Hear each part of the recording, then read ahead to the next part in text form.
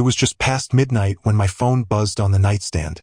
I groggily reached for it, squinting at the screen. The hospital's name flashed across the caller ID, sending an icy bolt of dread down my spine. "Mr. Bennett?" A calm but serious voice greeted me as I answered. "This is Dr. Feldman from St. Joseph's Emergency. Your son, Caleb, was admitted tonight." My heart stopped. Caleb? My 15-year-old son? What happened? Is he okay? I asked, already throwing on clothes, my mind racing through worst-case scenarios. "He's stable now," Dr. Feldman assured me, "but he sustained a head injury during an altercation. He regained consciousness shortly after arriving and asked for you." "An altercation?" I repeated, barely able to process the word. "With who?" "I think that's something Caleb would prefer to explain himself," she replied, her tone professional but pointed. By the time I reached the hospital, my thoughts were a chaotic mess. Caleb wasn't a troublemaker. He was a smart kid with a level head, not the kind to get into fights, so what the hell could have happened? When I walked into his room, he looked pale and small in the hospital bed, a stark contrast to the lanky teenager who'd rolled his eyes at me just that morning when I asked him to mow the lawn. There was a bandage over his temple, a bruise darkening along his cheek, and an IV drip in his arm. But his eyes burned with an anger I'd never seen before. "Dad," he said, his voice raspy but steady. "I'm here, Caleb," I said, sitting beside him and gripping his hand. "What happened?" He hesitated for a moment, his jaw tightening like he was trying to hold something back. Finally, he said, "I hit Derek, Mom's stepbrother." I blinked, unsure if I'd heard him right. "You what?" "He was at the house," Caleb said, his words clipped and sharp. "I came home early from practice and caught him and Mom in the living room. They were together, like together. She tried to make me leave, but I wasn't going anywhere. I told him to get out, and he said, 'This isn't your business.'" My stomach twisted as Caleb continued, his voice growing angrier. "I told him it was my business, and I wasn't going to let him disrespect you like that. Mom tried to pull me away, but I pushed her off. I told Derek if he didn't leave, I'd make him." And then he laughed. Caleb's fists clenched against the hospital sheets. "That's when I swung at him," he said, his voice trembling with rage. He grabbed me, slammed me into the coffee table, and said I needed to learn to stay out of things I didn't understand. My breath caught in my throat. "Mom didn't stop him," Caleb added bitterly. "She just stood there, yelling at me for making a scene." The room spun. I could barely hear the beeping of the machines over the pounding of my pulse. Derek, her stepbrother, in my home with my wife, and my son lying in a hospital bed because he tried to defend me? "Where is she now?" I asked through clenched teeth. "She left with him," Caleb said flatly. "Didn't even come in the ambulance." Those words hit me harder than anything else. She left with him, left our son bleeding and unconscious to go off with her stepbrother. I stood abruptly, my fists clenched at my sides. "Stay here, Caleb. I'll be back." "Dad," he called weakly, stopping me in my tracks. When I turned, his eyes were glistening. "Don't let her get away with it." I didn't respond, couldn't, but in that moment, I knew one thing for sure. This wasn't just betrayal. It was war. I drove home like a man possessed, my mind a storm of rage and disbelief. Every red light felt like a personal insult.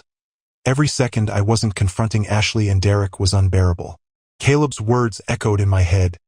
"Don't let her get away with it." When I pulled into the driveway, her car was there. The lights were on. She was inside, acting like nothing had happened. Like she hadn't just left her son in a hospital bed to run off with her stepbrother. I didn't bother with the front door. I slammed it open so hard it rattled on its hinges. Ashley was sitting on the couch, scrolling through her phone with a glass of wine in her hand. Like this was just another Tuesday night. Derek was nowhere to be seen. She looked up, startled. "Nathan? What the hell? Where is he?" I roared, cutting her off. Her face twisted into a mix of confusion and guilt. "What are you talking about?" "Don't play dumb, Ashley. I just came from the hospital. Our son, the boy you left behind, is lying there with a head injury because of Derek. Now where is he?" Her eyes flickered with something. Fear, maybe, but just as quickly, She masked it with irritation. "You're overreacting," she said, standing up and crossing her arms. "This isn't as bad as you're making it out to be." "Overreacting," I repeated, my voice dangerously low. "Our son caught you screwing your stepbrother in our house, Ashley. He stood up for me, for this family, and that bastard put his hands on him. And you just walked away? You didn't even go with him to the hospital." Ashley's face flushed red, but not with shame. No, she was angry at me. "Don't you dare make me the bad guy here, Nathan," she snapped, stepping closer. "You don't understand the pressure I've been under, the loneliness. Do you even realize how absent you've been these past few years? All you care about is work and bills and your perfect little routines. Derek made me feel alive again. I felt like I'd been punched in the gut. Alive, I spat. You call this living? Destroying your family? Betraying your son? What kind of person even thinks about their stepbrother that way?" She flinched, but only for a second. "You have no idea what Derek and I have been through," she said, her voice dropping into a self-righteous tone that made my skin crawl. "He understands me in ways you never could. I don't care." I cut her off, stepping closer until she was forced to back up. "You don't get to stand here and justify what you've done. Not after what Caleb told me. You should be groveling, begging for forgiveness. But instead, you're sitting here drinking wine like this is some soap opera." Ashley's jaw tightened. "I didn't ask Caleb to get involved," she said defensively. "He was out of line. He's a kid," I shouted, slamming my fist on the coffee table. "A kid who had more courage and integrity than you'll ever have." Her mouth opened, then shut again. She looked like she wanted to fight back, but there was nothing she could say that would make this okay. Then, as if on cue, the back door creaked open. Derek walked in like he owned the place, a smug smirk on his face. He was carrying a six-pack of beer, his shirt wrinkled and untucked. "Wow," he said, glancing between us. "Didn't think I'd be walking into a family reunion." My vision went red. Without thinking, I lunged at him, grabbing him by the collar and slamming him against the wall. The six-pack hit the floor, cans rolling everywhere. "You think this is a joke?" I growled, my face inches from his. "You put your hands on my son. You think I'm going to let that slide?" Derek smirked, even as I tightened my grip. "Your son? Funny. Pretty sure Caleb's got more of me in him than you." That one sentence was enough to break whatever shred of control I had left. I hit him hard. His smirk disappeared as he stumbled back, clutching his jaw. Ashley screamed, rushing between us, but I wasn't done. "You've got 5 seconds to get out of my house before I call the cops," I said, my voice low and cold. Derek straightened up, his smirk returning despite the blood trickling from his lip. "Cops? Really? Nathan? You want to air out all your dirty laundry? Go ahead. Tell them about me and Ashley. Tell them about Caleb. You think they're going to side with you after they hear about your perfect little family?" I didn't say a word. I just stared him down, my fists clenched at my sides. Finally, after what felt like an eternity, he turned to Ashley. "Call me when you're ready to stop pretending," he said, wiping his mouth as he walked out the door. Ashley stood there, staring at me like I was the one who'd ruined everything. "This is your fault," she hissed, her voice trembling. "You've been pushing me away for years, and now you want to act like the victim? You think you're so perfect, Nathan, but you don't even know the half of it." "Then enlighten me," I said, my voice dangerously calm. "Tell me everything, Ashley. Tell me how long you've been lying, how long you've been sneaking around with Derek, how long you've been laughing behind my back." But she didn't. She just stood there, silent, her hands shaking. For the first time in my life, I looked at her and saw a stranger. And in that moment, I made a decision. This wasn't just about confronting her or Derek. This wasn't just about anger or betrayal. This was about making sure Caleb and I never had to live in the shadow of their lies again. And I was going to make damn sure they paid for it. The moment I walked into Caleb's hospital room, I knew something was wrong. His face was pale, his eyes downcast, and his hands gripped the hospital blanket like it was the only thing holding him together. "Hey, champ," I said softly, sitting down beside him. "How are you feeling?" He didn't look at me. Okay, I guess, he mumbled. It wasn't like him to be so quiet. Caleb had always been tough, resilient, even when things got rough. But now he looked broken. What's going on, buddy? I asked, leaning in closer. You can tell me anything. You know that, right? His eyes flicked to the door, his voice barely above a whisper. Is Mom here? No, I said firmly. She's not coming. That seemed to ease him just a little. He took a shaky breath and finally looked at me, tears brimming in his eyes. Dad, I did something bad, he said, his voice cracking. I frowned, placing a hand on his shoulder. What do you mean? You didn't do anything wrong, Caleb. You were trying to stand up for yourself. For us. No, he said, shaking his head. You don't get it. I didn't just see them. I heard what they said. I froze. What did you hear? Caleb's hands trembled as he clutched the blanket tighter. I came home early from practice, he said, his words spilling out in a rush. I heard voices in the living room. I thought you were home, but then I saw them. Mom and Derek. My chest tightened, but I stayed quiet, letting him continue. They were on the couch, he said, his voice shaking. She was sitting on his lap, kissing him. I yelled at them to stop, but they just looked at me. Mom got up and told me to go to my room, but I couldn't. I told Derek to get out, and he just laughed at me. Caleb's voice grew angrier now, the words coming faster.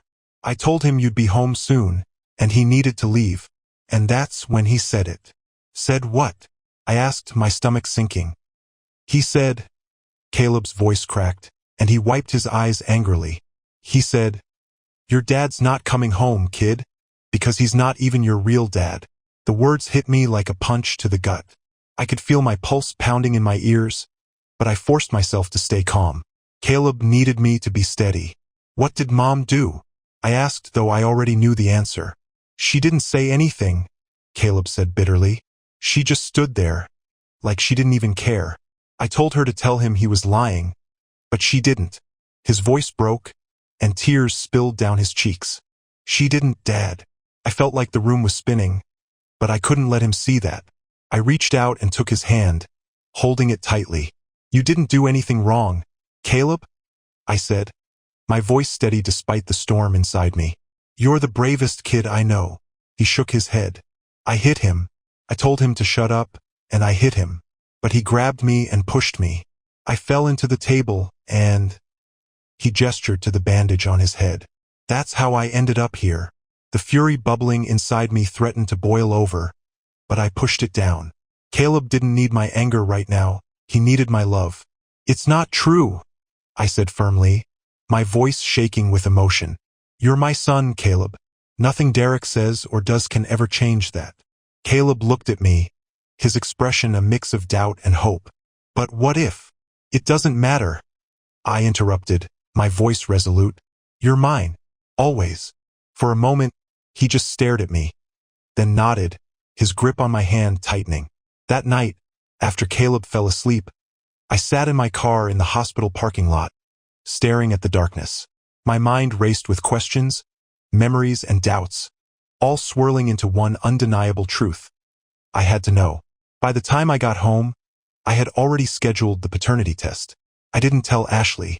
I didn't tell Caleb. This wasn't about proving anything to them. It was about proving it to myself. And no matter what the results said, I knew one thing for sure. Derek and Ashley weren't going to get away with this.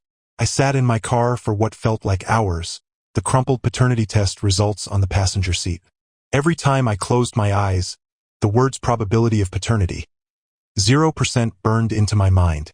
My thoughts spiraled 15 years. 15 years of lies. 15 years of fatherhood that had been stolen from me by Ashley and her disgusting betrayal. But this wasn't just about me. This was about Caleb. He didn't deserve any of this. No matter what that piece of paper said, he was still my son in every way that mattered. And I'd be damned if I let Ashley and Derek ruin his life the way they'd ruined mine. When I got home, Ashley was waiting for me, sitting at the kitchen table like she was rehearsing for a confrontation. Her wine glass was already half empty, and she had that fake, composed look she always wore when she was ready to gaslight me into oblivion. "You've been out a lot these past few days," she said, swirling her wine lazily. "Something you want to tell me?" The audacity of her tone almost made me laugh. "Yeah," I said, tossing the envelope onto the table. "Something you want to tell me?" Her eyes flicked to the envelope, her fingers tightening around the stem of her glass. For a moment, she didn't say anything. But when she finally spoke, her voice was dripping with false bravado. "What's this? Another one of your paranoid stunts?" "Open it," I said, my voice low and steady. She hesitated, but I could see her resolve faltering. She reached for the envelope with a shaky hand, pulling out the paper and scanning the results. The color drained from her face, and for the first time in years, she looked genuinely terrified. This is ridiculous," she stammered, tossing the paper back onto the table like it burned her. "Caleb is your son, Nathan. You're just trying to twist things to make me look bad." "Don't." My voice was sharp, cutting through her pathetic attempt at denial. "Don't you dare sit there and lie to me again. The test doesn't lie, Ashley. Caleb isn't mine. So who is his father? How long have you been screwing Derek?" Her eyes widened, and for a moment, she looked like she might try to deny it again. But then her expression hardened. "You really want the truth?" she said, her voice venomous. "Fine. Yes, Derek is Caleb's father. He always has been." The room spun, but I stayed rooted in place, my fists clenched at my sides. "And you've known this whole time?" I asked, my voice trembling with barely contained rage. "I had my reasons," she snapped. "You weren't exactly the most exciting husband, Nathan. You were convenient, stable.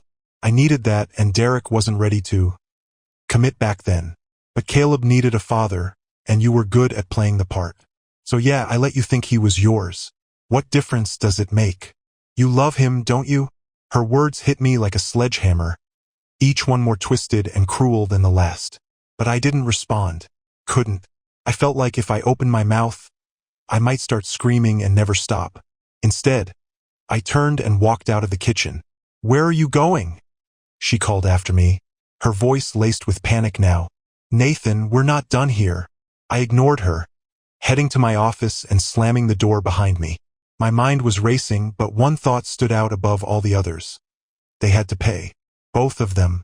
Not just for what they'd done to me, but for what they'd done to Caleb. I pulled up Derek's social media profiles, scrolling through his smug pictures, his fake inspirational quotes, his posts about family values. It was almost laughable. He had no idea what was coming for him. But I wasn't going to rush this. No, this kind of revenge had to be precise, calculated. I wanted to destroy everything he valued, piece by piece, until there was nothing left but regret. And Ashley? She was going to regret ever thinking she could manipulate me, betray me, and come out unscathed. This wasn't about justice anymore. It was about war, and I was just getting started. I didn't sleep that night. Instead, I started gathering every piece of ammunition I could find. Emails, texts, bank statements, anything I could use to prove Ashley and Derek's relationship and their betrayal. I even installed a hidden camera in the living room, just in case Derek was stupid enough to show up at my house again. The next day, I went back to the hospital to see Caleb. He was awake and sitting up, flipping through the channels on the tiny TV mounted to the wall. "Hey, Dad," he said, a smile breaking through the bruises on his face. "Hey, champ," I said, sitting down beside him. "How are you feeling?" "Better," he said with a shrug. Then, after a moment, he looked at me with a seriousness that caught me off guard. "Did you talk to Mom?" I nodded, unsure how much to say. "Yeah, I talked to her. And," I hesitated. "Caleb deserved the truth, but how do you tell your son something like this?" Finally, I said, "We're going to figure this out, together, but I need you to trust me. Okay?" He nodded, though I could see the worry in his eyes. "Okay, Dad, I trust you." And in that moment, I made a silent promise to him. No matter what happened, I was going to protect him from the fallout of Ashley and Derek's betrayal, because Caleb might not have been my biological son, but he was my son. And nothing, not Ashley, not Derek, not a piece of paper, was going to change that. Over the next week, everything started falling into place, though not in the way I'd expected. The night after confronting Ashley, I filed for temporary custody of Caleb. I had enough evidence to show that her behavior was not only reckless but outright dangerous. My lawyer was confident we'd get it approved quickly, especially with Caleb's hospitalization fresh on the record. What I didn't expect was Derek showing up at my house. It was late, around 11 p.m., and Caleb was asleep upstairs. I was sitting in the living room, scrolling through photos of him as a baby, trying to reconcile the truth of his paternity with all the memories I had of raising him. The doorbell rang, and when I opened the door, there was Derek, leaning against the frame with that same infuriating smirk. "What the hell are you doing here?" I asked, my voice low and sharp. "Relax," he said, holding up his hands. "I just want to talk." "Talk?" I scoffed. "You've got a lot of nerve showing up here after what you did to Caleb. You're lucky I didn't call the cops." Derek stepped inside without waiting for an invitation, his eyes scanning the house like he was looking for something or someone. "Where's Ashley?" he asked, ignoring my question entirely. "She's not here," I said, blocking his view of the stairs. "And she's not coming back." He let out a bitter laugh. "You think you're in control here, Nathan? That you're the big, bad protector of a kid who isn't even yours?" The way he said it, so smug, so dismissive, made my blood boil. "Get out," I said, my voice cold and final. But Derek didn't move. Instead, he reached into his pocket and pulled out his phone, holding it up for me to see. My stomach dropped when I recognized the video playing on the screen. It was the fight between him and Caleb. Ashley must have recorded it, and now he was using it like a weapon. "You see this?" Derek said, tapping the screen. "I don't know what Caleb told you, but it doesn't look great for him, does it? A hot-headed kid attacking an innocent man. Child Services might be interested in something like this." "You son of a—" I lunged at him, but he stepped back laughing. "Easy there," he said. "I'm not here to fight. Like I said, I just want to talk." "What do you want?" I hissed, barely keeping myself from knocking the phone out of his hand. "I want you to back off," Derek said, his tone suddenly serious. "Stop with the custody crap. Stop trying to play the hero. Let Ashley and me handle things from here." "Handle things?" I repeated, incredulous. "You mean continue lying to Caleb, messing with his head, and using him as a pawn in whatever sick game you two are playing?" Derek shrugged, his smirk returning. "Call it whatever you want, but Caleb's not your kid. He's mine. And if you push this any further, I'll make sure everyone knows it." I clenched my fists, my mind racing. Derek thought he had the upper hand, but what he didn't know was that I'd already started building my case. And his little visit had just handed me more ammunition than I could have hoped for. "I'll see you in court," I said, stepping back and opening the door. "Now get out of my house before I make you." Derek hesitated for a moment, his smirk faltering just slightly. Then he slipped his phone back into his pocket and walked out, his footsteps echoing down the driveway. As soon as he was gone, I locked the door and sat down, my mind racing. I couldn't wait for the legal system to take its course. Derek and Ashley had proven they were willing to do anything to get their way, even if it meant dragging Caleb through hell. I needed a plan, not just to protect Caleb, but to make sure Derek and Ashley paid for every lie, every betrayal, every ounce of pain they'd caused. And this time, I wasn't just thinking about revenge. I was thinking about justice. The next morning, I called a private investigator. It was time to dig up every dirty secret Derek and Ashley had been hiding, and use it to destroy them both. The private investigator, a no-nonsense guy named Harris, sat across from me at a small diner 2 days later. His face was impassive, but the folder he slid across the table told me everything I needed to know. He'd found something. "Derek's not as clever as he thinks he is," Harris said, his voice low and steady.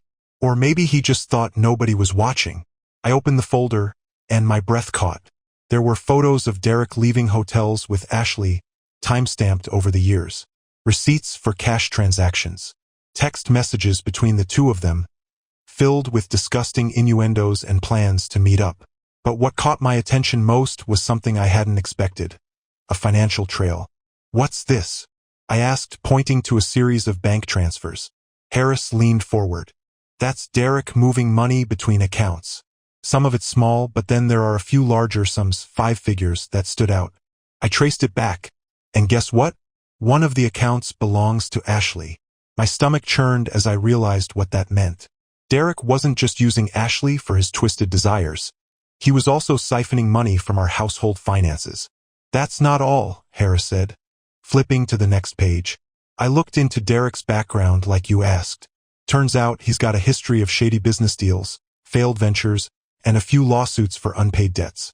The guy's a walking disaster. He's been using Ashley to bankroll his life, and from the looks of it, she's been more than willing to help. I clenched my fists, the rage bubbling just beneath the surface. Not only had Ashley betrayed me, but she'd also jeopardized our son's future to support Derek's pathetic excuses for business ventures. Do you have enough to link all this back to her? I asked. Harris smirked. Oh, I've got enough to blow their whole operation wide open. I nodded, closing the folder. Good. Now let's use it. That night, I put the first phase of my plan into action. I sent an email to Ashley, pretending to be conflicted and apologetic. I told her I wanted to work things out for Caleb's sake and that we should meet to talk. She fell for it immediately, agreeing to meet me at a cafe the next day. When she walked in, she had that same smug air about her, like she thought she was still in control. You sounded so serious in your email, she said, sitting down across from me. What's on your mind? I leaned back in my chair, studying her. I've been doing a lot of thinking, I said, keeping my tone calm. About us, about Caleb, about everything. Ashley smiled, clearly thinking she'd won me back. I'm glad. It's been hard for all of us, Nathan. But we can get through this if we... Cut the crap, Ashley.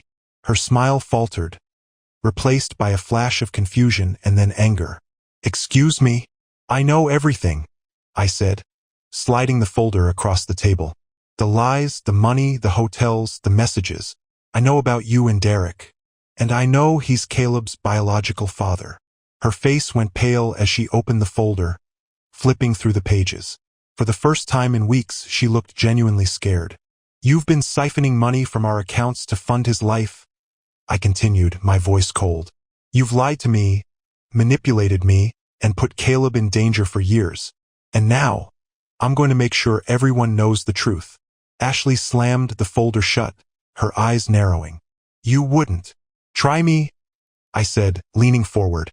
I've already filed for full custody of Caleb, and with this, I gestured to the folder. You won't have a leg to stand on. By the time I'm done, you and Derek won't even be able to see Caleb from a distance, let alone have any influence on his life. She stared at me, her composure crumbling. You can't do this, Nathan. You don't understand. Derek loves me. He loves Caleb. We can make this work if you just... If I just what? I snapped. Step aside and let you two destroy my son's life? Not a chance. Ashley opened her mouth to argue, but I held up a hand. Save it. This is over. You've already lost. Now get out of my sight before I decide to press charges for fraud. 2. She sat there for a moment, her face a twisted mix of anger and desperation. But she knew she was beaten. Without another word, she grabbed the folder and stormed out of the cafe. As I watched her leave, I felt a strange sense of calm wash over me. The war wasn't over yet, but for the first time in weeks, I felt like I had the upper hand. And Derek? His time was coming. The morning of the custody hearing, I woke up with a strange sense of clarity. Everything I had worked toward, every piece of evidence I had gathered, was about to be laid bare. But I also knew Ashley wasn't walking into that courtroom unarmed. She had proven time and again that she would stoop to any level to protect herself and Derek. What I didn't expect was how far she'd go this time. The hearing started as expected. My lawyer, Melissa, presented the evidence against Ashley. Her years of deception, her negligence as a parent, and her involvement in Derek's criminal activities. The courtroom was silent as emails, financial records, and photos filled the screen, painting a damning picture of her and Derek's betrayal. Ashley's lawyer tried to object, but the judge allowed everything to proceed. By the time Melissa finished, Ashley's carefully crafted mask of composure was slipping. But then it was Ashley's turn. Her lawyer rose, carrying a stack of papers with a smug expression. Your Honor, while the opposing counsel has made some compelling arguments, it's important to note that Mr. Bennett is not without his flaws. I stiffened, glancing at Melissa. What's this? I whispered. Her jaw tightened. They're trying something. Stay calm. Ashley's lawyer approached the bench and handed the judge a folder. We have evidence suggesting that Mr. Bennett's behavior has been erratic and emotionally unstable, putting Caleb in a potentially unsafe environment. I felt a chill run down my spine as the judge opened the folder. Photos of me grabbing Derek during his surprise visit to my house stared back at me, paired with carefully edited snippets of conversations and messages. The lawyer continued, his voice dripping with false concern. As you can see, Mr. Bennett's actions demonstrate a pattern of aggression, which raises serious concerns about his fitness to provide a stable home for Caleb. I clenched my fists, every muscle in my body screaming to retaliate. But I couldn't afford to lose my temper. Not here, not now. Melissa stood. Your Honor, this is a blatant attempt to twist the narrative. These photos lack context and fail to show the full story. The man Mr. Bennett confronted is Derek Carter, who is currently under investigation for fraud and physical violence against Caleb. Furthermore, enough, the judge interrupted, her gaze piercing as she looked between me and Ashley. I've seen enough evidence to make an interim decision. I held my breath as she turned to Ashley. Ms. Bennett, your actions, both financial and personal, have demonstrated a disregard for Caleb's well-being. While the court recognizes Mr. Bennett's emotional response in the evidence presented, it's clear that his priority has consistently been protecting his son. Until a final decision is made, full custody of Caleb will remain with Mr. Bennett. The gavel came down, and a rush of relief flooded through me. I didn't have long to savor the victory. Later that afternoon, as I was reviewing the next steps with Melissa, my phone buzzed with a call from Harris, my private investigator. Nathan, he said, his voice tense. We've got a problem. What is it? I asked, gripping the phone tighter. It's Ashley. She's gone to the press. My stomach dropped. The press? About what? She's spinning the story, Harris said grimly, claiming you've been abusive, using Caleb as a pawn, and alienating him from her. It's all lies, of course, but she's got just enough manipulated evidence to make it sound believable. A reporter's already called me for a comment. I slammed my hand against the desk, my frustration boiling over. She's not even trying to win custody anymore. She just wants to ruin me. That's exactly what she's doing, Harris said. But don't worry, we can counter this. I've got the full, unedited footage of Derek's visit to your house. It proves you were defending Caleb, not acting out of aggression. And there's more. What more? Harris hesitated, then said, It turns out Derek wasn't just stealing from you. He's been embezzling money from Ashley's family trust, too. She doesn't even know yet. For a moment, I was stunned into silence. Then, a grim smile spread across my face. Send me everything, I said. If Ashley wants to play dirty, we'll play smarter. The next day, I held a press conference of my own. Melissa stood by my side as I addressed the reporters, calmly dismantling Ashley's lies with the unedited footage and undeniable evidence of Derek's crimes. But the real blow came when Melissa dropped the bombshell about Derek's embezzlement. The reporters ate it up, their questions turning from me to the details of how Ashley and Derek had not only betrayed me but also each other. By the end of the day, Ashley was left scrambling to explain herself, while Derek's crimes made headlines across every local news outlet. When I got home that night, Caleb was waiting for me in the living room. Did you win? He asked, his eyes wide with hope. I crouched down in front of him, resting a hand on his shoulder. Not yet, I said honestly, but we're getting closer. He nodded, a small smile breaking through. I know you'll win, Dad. And for the first time in weeks, I believed it too. The fallout from the press conference was swift and brutal. Within 24 hours, Derek's crimes dominated the headlines, painting him as a manipulative, greedy con artist. But Ashley? She wasn't going down quietly. I'd underestimated her resilience, or maybe her desperation. The first sign came the next morning when Caleb, scrolling through his phone at breakfast, frowned and handed it to me. Dad, look at this.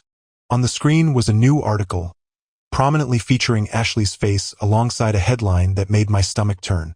Estranged husband and father accused of manipulation and lies. A mother speaks out. The article was full of Ashley's lies. Claims that I'd brainwashed Caleb, that I was unstable, and that Derek was the victim of my obsessive vendetta. She even painted herself as a heartbroken mother who'd been unfairly vilified for trying to maintain her son's trust. I slammed the phone down, my jaw clenched. She's doubling down, I muttered, more to myself than Caleb. Caleb looked at me, worry etched across his face. She's lying, Dad. Everyone's going to see through it, right? I forced a smile, resting a hand on his shoulder. Don't worry, champ. People like Ashley always overplay their hand. And when they do, it all falls apart.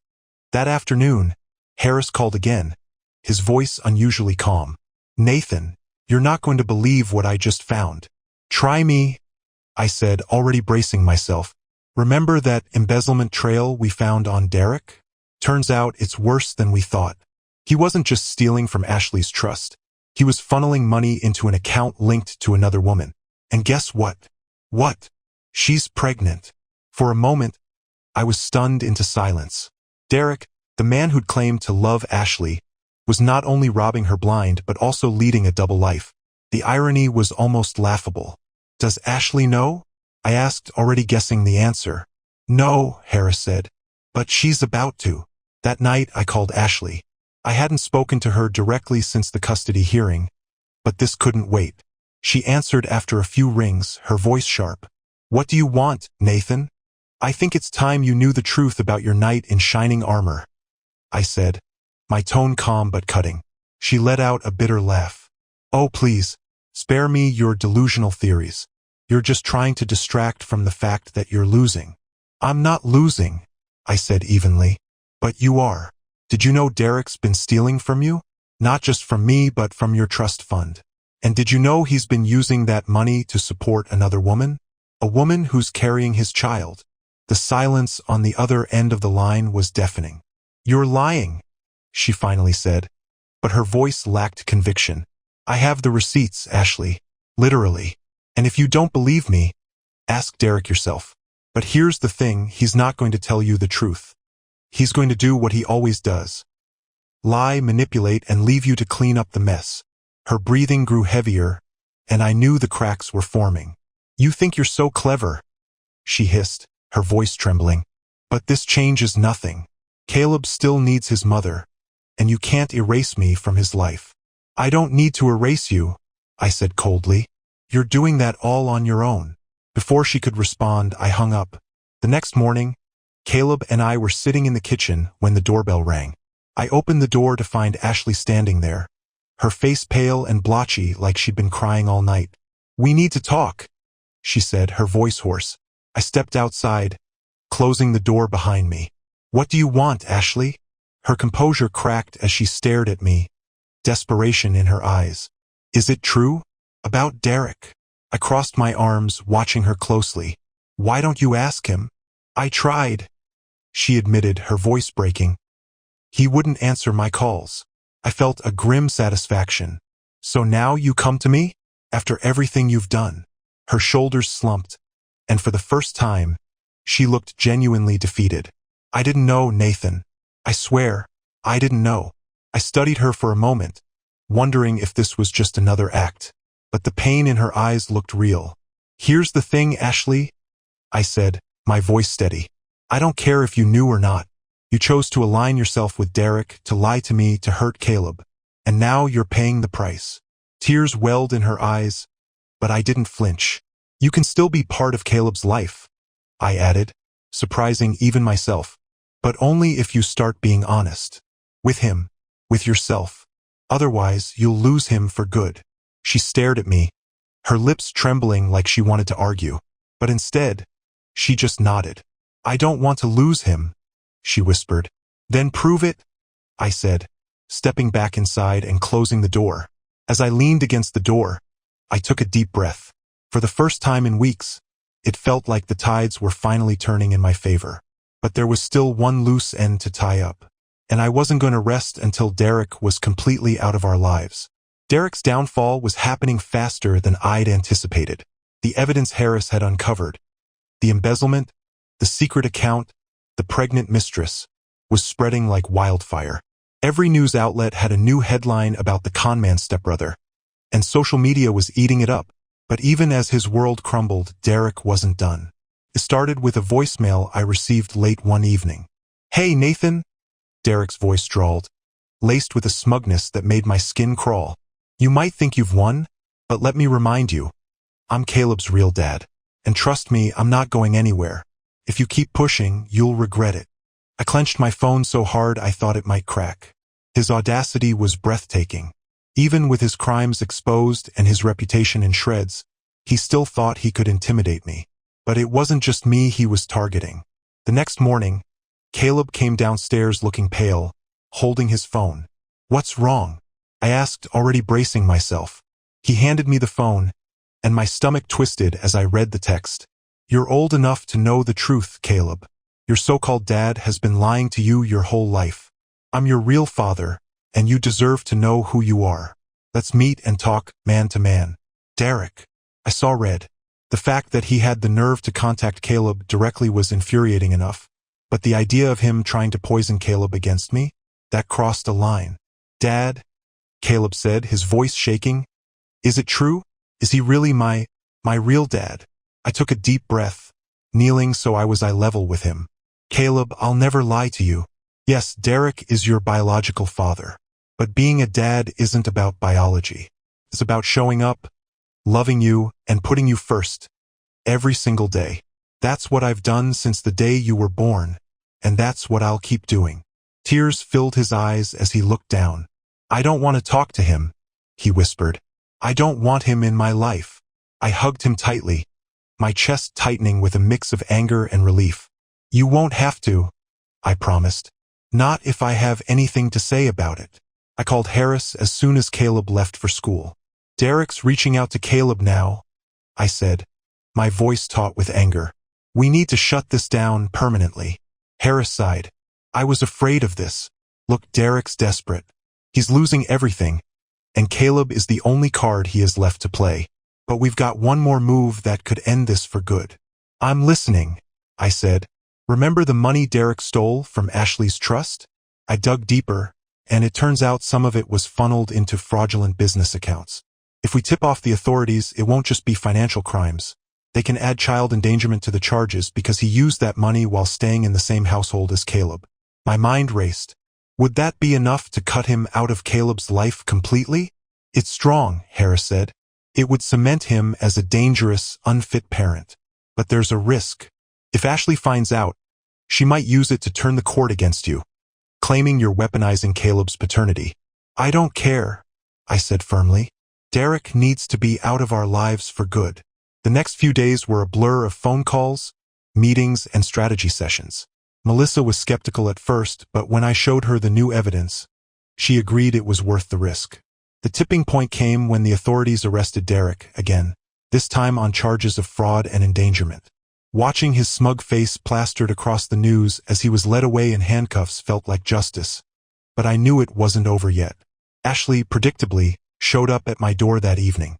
"How dare you?" she hissed as I stepped outside to block her from coming in. "You just can't help yourself, can you? Destroying Derek, turning Caleb against me. What's next? Are you going to drag my name through the mud, too?" "You've done that all on your own," I said coldly. "I warned you, Ashley. I told you there would be consequences, and now you're seeing them." Her face crumpled with frustration. "You think you've won? You've turned Caleb into your puppet, but he'll grow up and realize what you've done. He'll hate you for it." I stepped closer, lowering my voice. "The only thing Caleb hates is what you and Derek have done to him. And as far as I'm concerned, you're lucky you still have any visitation rights at all." She glared at me, her composure cracking. "This isn't over." "Yes, it is," I said firmly. "You just don't know it yet." That night, Caleb sat beside me on the couch watching a movie. He was laughing at the screen, but I could see the shadows of everything he'd been through lingering in his eyes. "Dad?" he asked suddenly, his voice quiet. "Yeah, buddy? Are you glad I'm your son?" I turned to him, my heart aching at the question. "Caleb, you're the best thing that's ever happened to me. I don't care what a DNA test says. You're my son, now and always. He nodded, leaning against me. I'm glad you're my dad. As I wrapped an arm around him, I felt a strange sense of peace. Derek was out of our lives. Ashley's power over us was fading, and Caleb was finally safe. The fight wasn't over yet, but the end was in sight. And no matter what came next, I knew we were going to be okay. The final custody hearing felt like the culmination of a battle that had spanned a lifetime, not just a few months. Sitting in the courtroom, I glanced at Caleb beside me, his hand tightly gripping mine. On the other side of the room, Ashley sat alone. Her polished appearance couldn't hide the cracks beneath the surface. Her once flawless confidence now replaced with quiet desperation. Melissa leaned over to me, her voice calm but firm. This is it. We've done everything we can. The evidence is rock solid. I nodded, though my heart was pounding. This was about more than custody. It was about Caleb's future and mine. When the judge delivered the verdict, I barely heard the words over the blood rushing in my ears. But when Caleb squeezed my hand, I knew. Custody was mine. Full and unconditional. Ashley's visitation rights were limited to once a month. Supervised, pending further review. Derek? He was stripped of any legal claim to Caleb. His rights terminated as part of the criminal proceedings against him. It was over.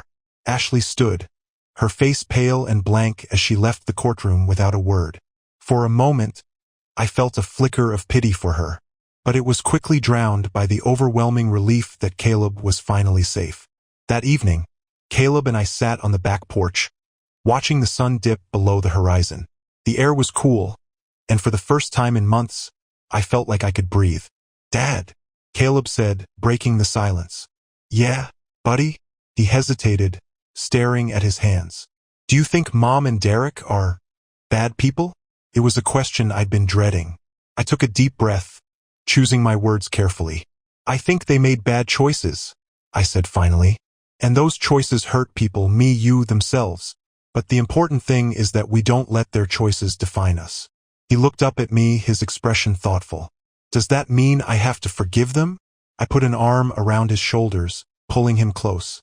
That's up to you, Caleb. Forgiveness doesn't mean forgetting what they did.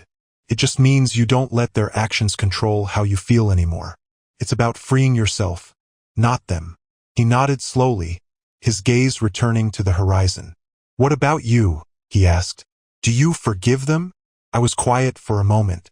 I think I'm working on it, I admitted. But I'll never forget what they did to you. My job is to protect you, and I'm never going to let anyone hurt you like that again. A small smile broke across his face. I'm glad you're my dad. I'm glad you're my son, I said, my voice thick with emotion. I always will be. In the weeks that followed, life settled into a new rhythm. Derek was sentenced to years in prison for fraud and endangerment. His double life laid bare for the world to see. Ashley disappeared from the spotlight, her reputation shattered. She showed up for her first supervised visitation with Caleb, but he chose to stay with me that day. I didn't push him, it was his choice to make. The house felt lighter now, filled with the laughter and peace that had been missing for so long. Caleb and I started rebuilding our lives, one small moment at a time. Looking back, I've realized that life rarely plays out the way we expect. Sometimes, the people we trust the most are the ones who hurt us the deepest. But those moments, as painful as they are, teach us what truly matters. For me, it wasn't about revenge or proving Ashley and Derek wrong. It was about fighting for the one thing that mattered most, my son. To the men reading this, especially those who've been through their own battles, let me say this: being a father isn't about biology. It's about showing up, day after day, and putting someone else's needs above your own. It's about love, loyalty, and sacrifice. Life doesn't give us do-overs, but it does give us opportunities to fight for what's right. And when you fight for the people you love, you'll find that it's not just them you're saving. It's yourself, too. As I sat on the porch that night, watching Caleb shoot hoops in the driveway, I felt a sense of peace I hadn't known in years. We were free. We were together. And for the first time in a long time, I knew we were going to be okay. The sound of the champagne glass shattering on the marble floor cut through the hum of the wedding reception like a gunshot. Heads turned. Guests whispered. But Lisa just laughed, her voice loud and careless. like she didn't have a care in the world.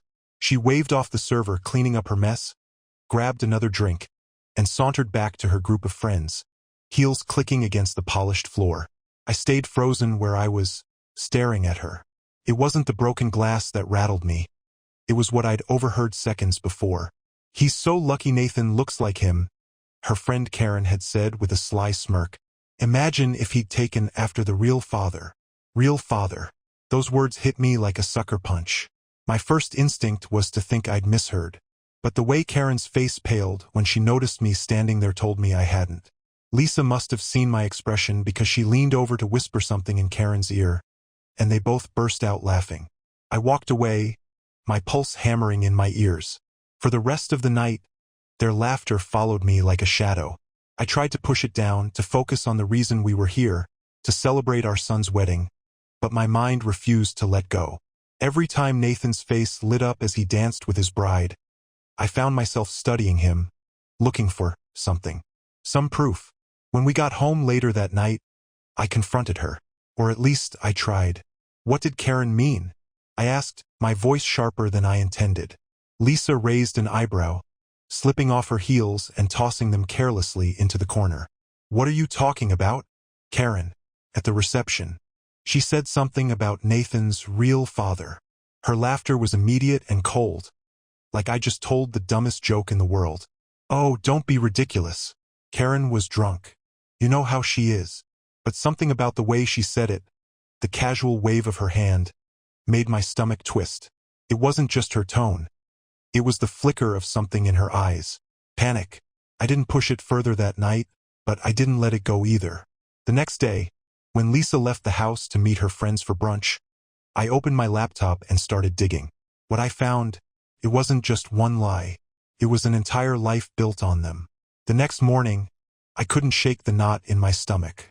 Lisa had kissed me on the cheek before leaving for her brunch, her perfume lingering in the air like a reminder of everything I couldn't trust anymore. I watched her drive away, calm and composed as ever, while my insides churned.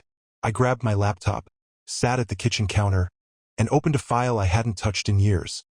A digital archive of family photos, videos, and important documents. It wasn't nostalgia pulling me there. It was an instinct I couldn't ignore. Scrolling through the photos, I couldn't stop comparing Nathan's features to my own. Sure, people always said he took after Lisa, but now every smile, every angle, every detail felt like it was screaming something I wasn't ready to hear. I searched for a connection, something undeniable that would erase the doubt gnawing at me. But instead, I found something that made my blood run cold. A receipt. It was tucked away in an old folder labeled House Renovations, buried among invoices for paint and plumbing. The date jumped out at me. 23 years ago, just a few months before Nathan was born. It was for a luxury hotel in the city, paid for in cash. And Lisa's name was on the guest list. I stared at the screen, my hands trembling. We'd been married for 2 years at that point, and I'd been working overtime to save up for the nursery. I remember her telling me she'd spend a weekend with her sister, shopping for baby clothes. The memory played in my head, so vivid it felt like a cruel joke.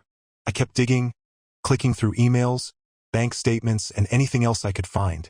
The more I searched, the more pieces began to fall into place. Odd charges, unexplained weekends, gaps in her stories I'd never questioned before. Then I found the photos. They weren't in any shared folder. No, Lisa wasn't that careless. But I knew her well enough to guess the password to her old, forgotten cloud storage account. It didn't take long, and when I opened it, I felt like the ground had been ripped out from under me. There she was, smiling in a hotel room, her arms around a man I didn't recognize. He was younger, athletic, with a smirk that made my skin crawl. The timestamps on the photos matched the date of that hotel receipt. In some of the photos, Lisa was pregnant, her hand resting on her stomach like it was some kind of trophy. I slammed the laptop shut, while rising in my throat. My mind raced, every memory of the past 2 decades twisting into something grotesque. Had I been blind, or had she been that good at hiding it? I didn't even realize Lisa had come home until her voice snapped me out of it. "What are you doing?" she asked, her tone sharp as she set her purse on the counter. I looked up at her, my face a mask of disbelief and anger. "Who's Rob?" Her reaction was instant. The color drained from her face, and for the first time in years, I saw fear in her eyes. She tried to laugh it off, but her voice cracked. "What are you talking about? Don't play dumb with me, Lisa. I saw the receipts, the photos. 23 years ago, the hotel. Him." She opened her mouth, then closed it, her mind clearly scrambling for an excuse. "That was nothing," she said finally, her voice shaky. "It was before Nathan was born. It didn't mean anything." My chest tightened. "So it's true. Nathan isn't mine." Lisa's face hardened, her fear morphing into defiance. "I don't know why you're making such a big deal out of this. You've been his father his whole life. What does it matter?" Her words hit me like a slap. What does it matter? The audacity of her, standing there, acting like 23 years of lies could be dismissed with a wave of her hand. "It matters," I said, my voice dangerously low, "because you made me live a lie, and I'm going to find out the truth." Her eyes narrowed, and she crossed her arms. "Fine, go ahead. But don't expect me to sit here and be judged by you. I've given you a family, a son, a life. If that's not good enough for you, then maybe you're the problem." I didn't respond. Couldn't. I just walked past her, out the door, and into my car. If she thought she could manipulate me into staying silent, she was wrong. This wasn't over, not by a long shot. I didn't waste time. If Lisa thought she could outmaneuver me, she didn't understand who she was dealing with. 20 years of building a tech empire had taught me one thing: information is power. I was going to uncover every lie she'd buried, and this time, I'd make sure there was no way for her to talk her way out of it. The first step was simple: proof. Cold, undeniable scientific proof. I called in a favor from an old friend, Mark, who runs a private lab. I told him I needed a discreet DNA test done, no questions asked. Nathan had left behind a champagne flute at the wedding. His fingerprints and DNA were all over it. I sealed it in a bag and handed it off to Mark the next morning. "This is sensitive," I said, looking him dead in the eye. "I need results fast." Mark nodded, his expression serious. "I'll bump it to the top of the queue. You'll have them in a few days." Those days crawled by like years. Lisa, oblivious to my plan, went about her life as if nothing had changed. She was as sharp-tongued as ever, mocking my paranoia when I barely spoke to her at dinner. "You're acting crazy," she said one night, sipping her wine with a smirk. "It's not like you to brood. I guess all those hours at the office finally got to you." I didn't respond. Instead, I stared at her, my silence making her shift uncomfortably in her seat. That was my first win, making her realize she didn't hold all the cards anymore. When Mark called, my heart was pounding before I even picked up the phone. "It's done," he said, his tone grim. "Do you want the results in person, or should I send them over?" "In person," I replied without hesitation. "I'll be there in 20 minutes. The drive to the lab felt endless. When I arrived, Mark was waiting for me in his office, a folder in his hands. He didn't waste time with small talk. He handed it over, his face saying more than words ever could. I opened the folder, my hands trembling, and scanned the page. The results were clear and devastating. Nathan wasn't my son. My chest tightened, and for a moment, I couldn't breathe. I prepared myself for this, convinced myself I could handle the truth. But nothing could have braced me for the reality staring back at me in black and white. Mark placed a hand on my shoulder. "I'm sorry, man." I nodded, swallowing the lump in my throat. "Thanks, Mark. I owe you." As I drove home, a storm of emotions churned inside me. Anger, betrayal, grief. But beneath it all was something else. A quiet, steely resolve. Lisa had stolen 20 years of my life. 20 years of my love, trust, and sacrifice. But I wasn't going to let her steal my dignity. When I walked through the door that night, she was in the living room, scrolling through her phone. She barely glanced up as I entered. "Finally decided to come home?" she said, her voice dripping with sarcasm. I stood there, staring at her, the folder still in my hand. "You've got one chance to tell me the truth," I said, my voice calm but ice cold. "Who is Nathan's father?" Her eyes darted to the folder, and for a split second, panic flashed across her face. But then she laughed, a harsh, bitter sound. "You're still on this? God, you're pathetic," she said, standing up and crossing her arms. "What difference does it make? You raised him. You're his father." I dropped the folder on the table between us, the DNA results in plain view. "Not biologically. And you knew it." Her face went pale, and for a moment, she said nothing. Then, to my shock, she smirked. "So what?" she said, her tone brazen. "You're right. I knew. But you know what? You were too busy with your empire to notice. You were never around. Rob was." The room spun as her words cut through me like knives. But instead of breaking, I felt something shift inside me. I was done being her fool, and I was going to make sure she never saw what was coming next. I stood there, her smug expression fueling the fire burning in my chest. She thought she'd won. She thought her brazenness would intimidate me, make me back down. But she had no idea who she was dealing with. "Rob, huh?" I said, my voice steady. "So you admit it. You let another man play house while I was killing myself to provide for this family." She shrugged, leaning against the couch as if we were having a casual conversation. "You act like it's such a big deal. Rob was fun. You were just boring. Always working, always obsessing over your company. I had needs, and you weren't around to meet them." Her words were meant to sting, but they only hardened my resolve. She wanted me to explode, to lose control, but I wasn't going to give her the satisfaction. "Interesting," I said, my tone cold. "I'm sure Rob found it very fulfilling to play daddy while I paid the bills. Tell me, does he know Nathan isn't mine either? Or did you keep him in the dark too?" Her smirk faltered for just a moment, and I knew I'd struck a nerve. "Don't be ridiculous," she snapped. "Rob doesn't need to know anything. He's not part of this." "Not part of this?" I laughed bitterly, shaking my head. "You dragged him into this the moment you decided to lie to me and use me as your personal ATM. But don't worry. I'll make sure he knows exactly what kind of woman he got involved with." Her face twisted with anger, and she took a step closer, her voice rising. "You think you're so righteous? Like you're the victim here? You were married to your company, not me. I had to find someone who actually cared about me." The sheer audacity of her words made my blood boil, but I kept my composure. I'd already wasted enough energy on her lies. It was time to shift the game into my territory. "You're right," I said quietly, meeting her gaze. "I made a mistake. I trusted you. I believed in you. But now I see you for who you really are. And trust me, Lisa, this is only the beginning." Before she could respond, I turned and walked out of the room. She yelled something behind me, some insult or excuse, but I didn't care anymore. I went straight to my office and locked the door. Sitting at my desk, I opened my laptop. The irony wasn't lost on me.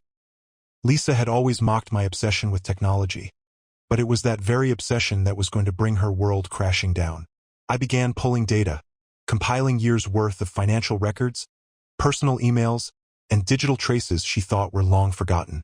Every shady charge, every unexplained transaction, every secret she thought she'd buried was about to come back to haunt her. I wasn't just going to expose her lies. I was going to dismantle the entire facade she'd built, piece by piece. And I was going to do it in a way she'd never see coming. By the time I closed my laptop that night, the framework for my plan was complete. It wasn't just about revenge. It was about reclaiming my dignity, my life, and everything she'd taken from me. Lisa wanted to play games? Fine. I was going to show her what happens when you cross someone who spent 2 decades mastering every rule. The next morning, Lisa acted as if nothing had happened. She moved around the house with her usual air of entitlement, sipping her coffee and scrolling through her phone like a queen presiding over her kingdom. But I wasn't playing along anymore. I spent the day at the office, but my focus wasn't on work. Instead, I was fine-tuning my plan. Step 1 was to isolate her, to cut off the comfort and security she'd taken for granted all these years. She thought she could mock me, dismiss me, humiliate me, and still reap the benefits of the life I'd built. Not anymore. The first move was financial. Over lunch, I called our accountant and froze all joint accounts. The savings, the credit cards, even the emergency fund, all locked. Lisa wouldn't be able to spend a dime without me knowing. Just a precaution, I told the accountant, keeping my tone neutral. I'll handle any questions she might have. The next step was more subtle. Lisa had always prided herself on her perfect image, the doting wife of a successful tech entrepreneur, the socialite who hosted charity galas and rubbed shoulders with local elites. She thrived on appearances, and I was about to tear that apart. By the time I got home, I was ready. Lisa was lounging on the couch, wine glass in hand, watching some mindless reality show. "Busy day?" she asked, not even looking up. "Very," I said, setting my bag down. "By the way, I had a meeting with the accountant. We've frozen the joint accounts for now. Just a precaution while I sort a few things out." That got her attention. She sat up, her eyes narrowing. "You did what?" "I froze the accounts," I repeated calmly. "You'll still have access to your personal funds, of course. But anything tied to me? That's off limits for the time being." Her face flushed with anger. "Are you kidding me? You can't do that. This is my money too." "No," I said, meeting her glare. "It's my money. The money I earned while you were playing house with your boyfriend. If you want access to it, you can take it up with a lawyer." She shot to her feet, the wine glass nearly tipping over. "You think you can just cut me off? After everything I've done for this family?" I laughed, a harsh, bitter sound. "Everything you've done? Lisa, the only thing you've done is lie, cheat, and spend my money like it was your birthright. If you think I'm going to keep funding your little fantasy, you're delusional." Her jaw tightened, and I could see her struggling to come up with a response. Finally, she sneered. "Fine, do whatever you want. You'll come crawling back when you realize you can't handle life without me." But her bravado didn't hide the flicker of panic in her eyes. She'd underestimated me, and now she was scrambling to regain control. Over the next few days, I watched her unravel. She tried to use her credit cards, only to be declined. She called her friends to complain, but their sympathy only went so far. Her carefully curated life was starting to crumble, and she had no idea how to stop it. Meanwhile, I was laying the groundwork for the next phase of my plan. I'd already contacted a private investigator to dig deeper into her relationship with Rob. I wanted every detail, where he worked, who he associated with, any skeletons in his closet. If Lisa thought she could hide behind him, she was in for a rude awakening. At night, I stayed up late in my office, refining my strategy. My network of contacts in the tech world was vast, and I planned to use it to my advantage. I wasn't just going to expose Lisa, I was going to make sure she couldn't recover from this. By the end of the week, the pieces were falling into place. Lisa was visibly shaken, snapping at me over the smallest things, slamming doors, and pacing the house like a caged animal. And me? I felt more focused than I had in years. For the first time in a long time, I wasn't just reacting, I was in control. And the best part? Lisa still had no idea just how far I was willing to go. Lisa's desperation became almost comical as the days passed. She tried everything. Pleading, yelling, even slamming her fist on the kitchen counter like some over-the-top soap opera character. But I wasn't biting. I'd learned to tune her out, focusing on the larger game. While she spiraled, the private investigator I'd hired delivered exactly what I needed. Rob was no knight in shining armor. He had a messy record, multiple jobs he'd been fired from, a string of failed relationships, and an addiction to gambling that had put him thousands of dollars in debt. The cherry on top? He wasn't even living in the same state anymore. The real father Lisa had gloated about had abandoned her years ago. I stared at the report, a grim satisfaction settling in my chest. Lisa had destroyed our family for this? For a man who'd run at the first sign of responsibility? Armed with this information, I crafted the next stage of my plan. Public humiliation. Lisa valued her image more than anything else, so that's where I would strike. It started subtly, at the next community charity event she attended, an event she insisted on going to despite her crumbling world. I made sure a carefully worded anonymous email found its way to the event organizer. It detailed her infidelity and the fake life she'd been leading. I didn't make outright accusations. Instead, I hinted at the truth in a way that made people whisper. When she came home that night, her face was a mask of fury. "What did you do?" she hissed, slamming the door behind her. "Me?" I said, feigning innocence. "What are you talking about? Don't play dumb," she snapped. "People were acting weird all night. whispering, giving me these looks. I shrugged. Maybe they're finally seeing the real you. Her hand twitched, like she wanted to throw something, but she held back. Instead, she stormed upstairs, slamming the door so hard the walls rattled. But I wasn't done. The next morning, I scheduled a meeting with Nathan. He had no idea what was going on between Lisa and me. We'd both kept it under wraps for his sake, but I couldn't let him live in the dark any longer. He deserved the truth. We met at a quiet cafe downtown, away from prying eyes. He looked happy, glowing even, still riding the high of his wedding. That made what I had to do even harder. "Dad, what's going on?" he asked as we sat down. "You sounded serious on the phone." I took a deep breath, my hands gripping the coffee cup in front of me. "Nathan, I need to tell you something. It's about your mother, and about you." His brows furrowed, confusion and concern flashing across his face. "What do you mean?" I slid the DNA results across the table. "Read this." He hesitated before picking up the paper, his eyes scanning the lines. When he reached the bottom, his face went pale. What is this?" "It's a DNA test," I said quietly. "It proves you're not my biological son." The cafe seemed to go silent around us. Nathan stared at me, then back at the paper, his hands trembling. "No, this has to be a mistake." "It's not," I said firmly. "I had it verified by a private lab. I didn't want to believe it either, but the evidence is undeniable." He leaned back in his chair, his expression shifting from shock to anger. "You're saying Mom, she cheated on you? That I'm not yours?" I nodded, my heart breaking at the pain in his voice. "I'm sorry, Nathan. I didn't want to tell you like this, but you deserve to know the truth. Your mother lied to both of us." He sat there, his fists clenching and unclenching, his jaw tight. "And she's known all this time?" "Yes," I said. "She knew, and she kept it from both of us." Nathan didn't say anything for a long time. When he finally spoke, his voice was cold. "I need to talk to her." I placed a hand on his arm, stopping him. "Not yet. Let me finish this, Nathan. There's more you don't know, and I don't want you to get caught in the crossfire." He hesitated, then nodded reluctantly. "Okay, but when this is over, I want answers." "You'll get them," I promised. As he left the cafe, I felt a pang of guilt, but it was drowned out by the determination burning inside me. Lisa had built her life on lies, and now those lies were unraveling. The final phase of my plan was coming together, and when it hit, there would be no escape for her. The tension in the house reached a boiling point. Lisa was unraveling.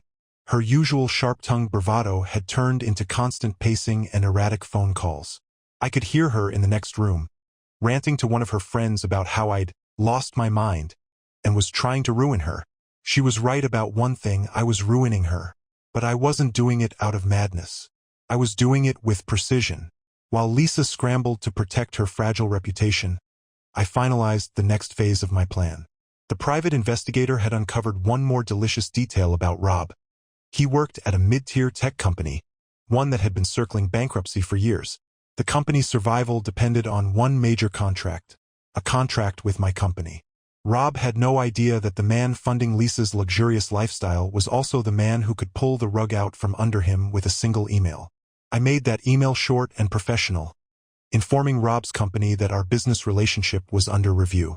I didn't need to give them a reason. The implication was enough. I knew it would send shockwaves through their office and, inevitably, to Rob himself. The fallout was immediate. By the next day, Rob's company was in full panic mode. My sources told me he'd been pulled into a meeting with his boss, who demanded to know why one of their most important contracts was suddenly in jeopardy. I could only imagine the look on Rob's face when he realized his cozy little life was about to implode. But that wasn't enough. I needed Lisa to feel the walls closing in too. That evening, I invited Nathan and his new wife, Emily, over for dinner. Lisa, desperate to keep up appearances, went along with it, even though she looked like she hadn't slept in days. The dinner started out awkward but civil. Lisa plastered on a fake smile, trying to charm Emily while avoiding my gaze. Nathan, however, was cold and distant, barely speaking to her. Halfway through the meal, I decided it was time to strike. "Nathan," I said, setting down my fork. Did you get a chance to look at the documents I sent you? Lisa froze, her fork hovering in midair. What documents? She asked sharply. Nathan didn't look at her. The financial reports. Dad showed me some interesting discrepancies. Lisa's face went pale. What kind of discrepancies? Oh, just some questionable charges, I said casually, leaning back in my chair. Like that weekend at the Ritz-Carlton 23 years ago. You remember that, don't you, Lisa? Her fork clattered onto her plate. I can't believe you're bringing this up in front of our son, she hissed, her voice low and venomous. I'm just being transparent, I replied. Something you've clearly struggled with. Nathan spoke up, his voice hard. Is it true, Mom? Were you at that hotel with someone else? Lisa's eyes darted between us, her mask of composure cracking. Nathan, it's complicated. Your father is twisting things. Stop lying. I interrupted, my voice sharp. We both know the truth. It's time Nathan does too. The silence was deafening. Lisa sat there, her face a mix of anger and desperation, while Nathan glared at her, his knuckles white as he gripped the edge of the table. You've lied to me my whole life, Nathan said, his voice shaking. You lied to Dad. How could you do this? Lisa opened her mouth, but no words came out. For the first time, she looked truly powerless. Emily, who had been silent until now, cleared her throat. Nathan, maybe we should go. This seems like something your parents need to work out. But Nathan didn't move. He just stared at Lisa, his expression cold. I don't think there's anything left to work out, he said. With that, he pushed his chair back and stood. Thanks for dinner, Dad. Emily and I will see ourselves out. As they left, Lisa turned to me, her eyes blazing with fury. You just couldn't keep your mouth shut? Could you? You had to drag him into this. I stood, towering over her as I leaned across the table. You dragged him into this the moment you decided to lie to me and to him. Don't blame me for cleaning up the mess you made. Her composure finally snapped. You think you're so righteous? She screamed. You're pathetic. You've spent your whole life hiding behind your stupid company because you couldn't handle a real relationship. I let her rant, her words washing over me like meaningless noise. Her anger didn't faze me anymore. It only fueled the satisfaction of knowing I was winning. As she stormed off, slamming the door to our bedroom, I sat back down at the table. The game wasn't over yet, but the tide had turned. And Lisa, she was about to learn just how ruthless I could be when the stakes were this personal. Lisa's tantrum didn't intimidate me. If anything, it was a reminder of how desperate she'd become. She thought her outbursts could scare me into backing down, but I wasn't that man anymore. Every move she made only strengthened my resolve. The following morning, I executed the next phase of my plan, a public unraveling. Lisa thrived on her social status, her circle of friends, and her pristine image, so I aimed right at the heart of it. Step 1, her charity board. Lisa had been chairing a local nonprofit for years, using it as her soapbox to parade her perfect life. I sent an anonymous email to the board members, attaching incriminating financial records and copies of her affair-related hotel receipts.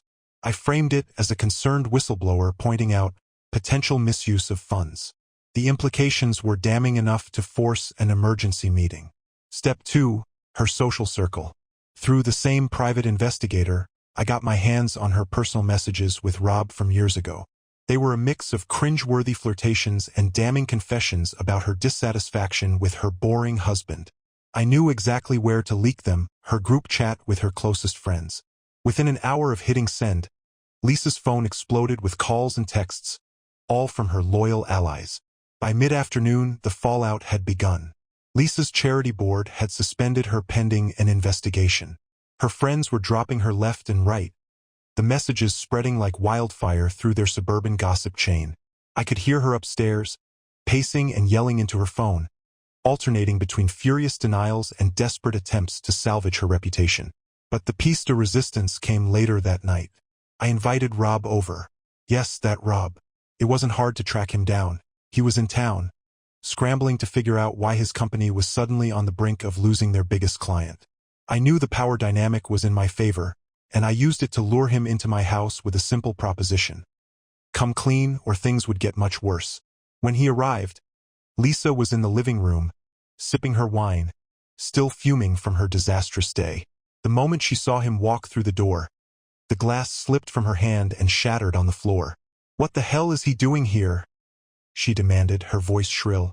Rob looked between us, clearly uncomfortable. I don't know. He called me." I gestured toward the couch. "Sit, both of you. We're going to have a little chat." Lisa crossed her arms, her defiance flickering under the surface, but Rob obeyed, his posture tense. "Let's make this simple," I said, leaning against the mantel. "Lisa, you've spent years lying to me, to Nathan, and to everyone around you. Rob, you're the spineless idiot she dragged into this mess. And now it's time to clear the air." Lisa's face went red. "You don't get to do this, Daniel. You're not some kind of judge and jury." "Oh, but I am," I said, my voice calm and icy. "You forfeited any right to control this narrative the moment you decided to lie to me for over 20 years. Turning to Rob, I continued, "Did you know Nathan isn't mine?" Rob's eyes widened, and he stammered, I didn't know for sure." "Bullshit," I snapped, my patience thinning. "You knew, and you were content to let me play the fool while you hid in the shadows." Lisa stood, pointing a trembling finger at me. "You don't know what you're talking about. Rob has nothing to do with this." "Enough," I said sharply, silencing her. "You've lied enough for a lifetime, Lisa. It's over." I pulled out my phone, opening the email I drafted earlier that day. It was addressed to everyone who mattered in Lisa's world. Her family, her friends, her charity board, and even Nathan. The subject line was simple: the truth about Lisa. Attached were all the receipts, the messages, and the DNA results. "I'm giving you one chance," I said, holding up the phone. "You can confess here and now to everything, or I press send. And everyone in your perfect little world knows exactly who you are." Lisa's face crumbled. For the first time, I saw real fear in her eyes. But instead of breaking down, she doubled down. "Fine," she hissed, her voice venomous. "Do it. Send your stupid email. Ruin me if you want. But don't forget, Daniel, you're tied to me. You think this won't splash back on you? Go ahead. Burn it all down." Her defiance was expected, but it still stung. Even now, when she was cornered, she refused to admit defeat. I looked her in the eyes, my finger hovering over the send button. "Consider it done." With one tap, I sent the email. The look on Lisa's face was worth every ounce of pain she'd caused me. Rob sat frozen, his face pale as he realized the full extent of the chaos he'd been dragged into. Lisa stormed out of the house, slamming the door behind her. Rob mumbled something about needing to leave and bolted. I stood in the silence of the living room, feeling an unfamiliar weight lift from my chest. Lisa's reign of lies was over, and this was only the beginning of her fall. The fallout from the email was immediate and devastating, for Lisa at least. My phone lit up with notifications as her carefully curated world began to crumble. Her family, her friends, even her precious charity board flooded her inbox with messages of shock, disgust, and betrayal. I didn't need to read them to know what they said. Lisa's car was gone all night. She didn't come home until early the next morning, and when she walked through the door, her face was a mask of exhaustion and fury. "You've destroyed everything," she said, her voice barely above a whisper. "No, Lisa," I said, my tone calm and deliberate. "You destroyed everything the moment you decided to build a life on lies. I just made sure everyone saw the truth." She glared at me, her eyes filled with a mix of hatred and desperation. "You think this is over? You think you've won? You don't get to walk away from this unscathed." I stepped closer, towering over her. "I already have, Lisa. The difference between you and me is that I built my life on something real. You built yours on a foundation of deceit. And now it's all crumbling, just like it should." Her lips trembled, but she quickly masked it with anger. "You're going to regret this, Daniel. Mark my words." But her threats didn't faze me. She was flailing, trying to regain control of a situation that was far beyond her grasp. Over the next few days, the destruction was absolute. Her friends cut her off, distancing themselves from the scandal.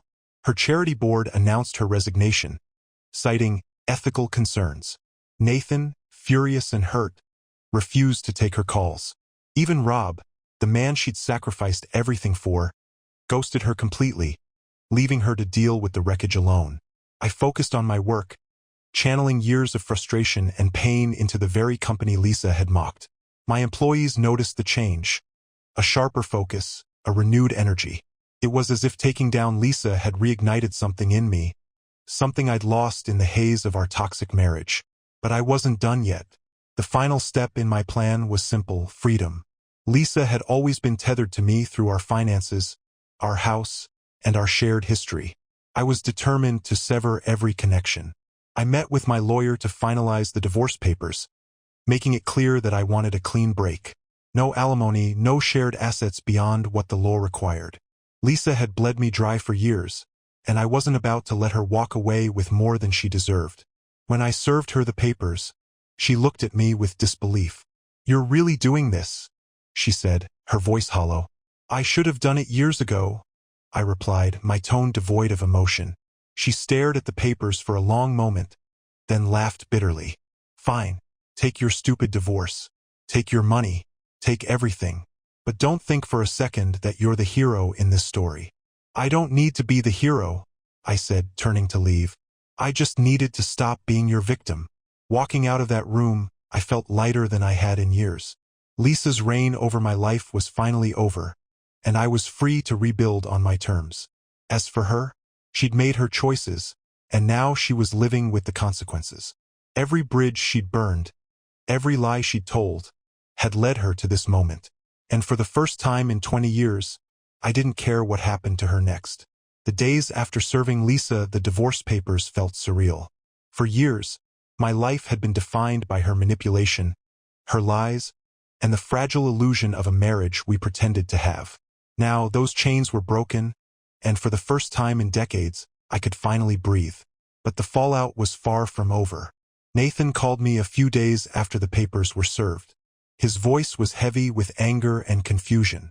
"Dad, I talked to Mom," he said. "She admitted everything. About Rob. About the lies. I don't know how to process this." I let out a slow breath, steadying myself. "Nathan, I didn't want you to find out like this, but you deserved the truth."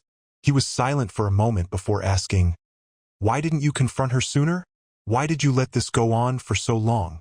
The question hit harder than I expected. "Because I wanted to believe in her. In us. I thought I was protecting you, protecting our family. But I was wrong. Sometimes the truth is painful, but it's the only way to move forward." Nathan sighed. "I'm not sure I can forgive her. Not after what she's done to both of us." "I don't expect you to make that decision now," I said gently. "Take your time. But don't let her mistakes define your life. Nathan, you're better than that." The conversation left me feeling both relieved and gutted.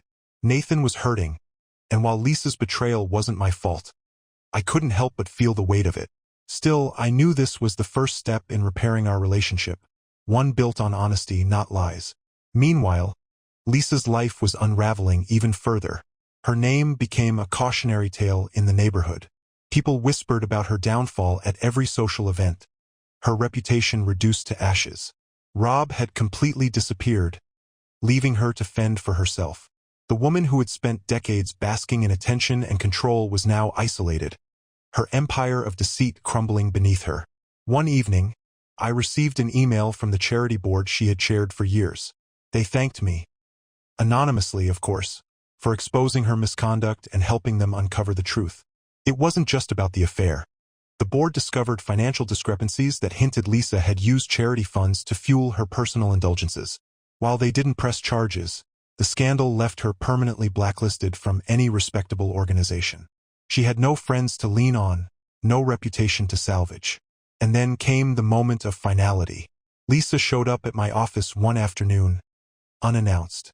She looked different, worn, fragile, and desperate. She didn't even bother with her usual bravado, instead walking in like a woman with nothing left to lose. "Daniel," she said, her voice soft, almost pleading. "We need to talk." I leaned back in my chair, arms crossed. "You've got 5 minutes." She flinched at my coldness but pressed on. "I've lost everything. My friends, my reputation, even Nathan barely speaks to me. I know I hurt you, but I was angry, Daniel. I felt abandoned. You were always at work, always too busy for me. And Rob, he made me feel seen. Her words were pathetic, hollow. I watched her, unmoved. Lisa, do you even hear yourself? I gave you everything. A life most people could only dream of. And instead of appreciating it, you threw it away because you couldn't handle the fact that I worked hard to provide for you. Don't try to rewrite the past now to make yourself the victim. Tears welled in her eyes, but I didn't feel sympathy, only a grim satisfaction. I'm not here to fight, she said quietly. I need help. I don't know what to do. I stood, towering over her, my voice firm and resolute. You made your bed, Lisa. Now lie in it. I owe you nothing. This is your mess to clean up, not mine. Her tears spilled over as she nodded, defeated. Without another word, she turned and walked out of my office, her heels clicking against the floor one last time. I watched her go, feeling no guilt, no regret, just freedom. Lisa had taken so much from me. My trust, my years, my sense of peace. But in the end, I reclaimed it all. She was a shadow of the woman she once pretended to be, and I was finally whole again. And that was the sweetest revenge of all. In the weeks following Lisa's final visit to my office, life took on a clarity I hadn't experienced in decades. The weight of her lies, the constant manipulation, and the strain of living in a false marriage. It was all gone. I was free to focus on the things that truly mattered. My work, my relationships, and my own sense of purpose. Nathan and I grew closer. The shared betrayal had created a bond between us, one built on honesty and mutual respect. He was still hurt, still processing, but he was stronger than I'd ever given him credit for. One evening, as we sat on the porch of my house, he turned to me and said, "You know, Dad, I've realized something. Biology doesn't define who's a real parent. You raised me. You taught me everything I know. You're my father, and nothing will ever change that."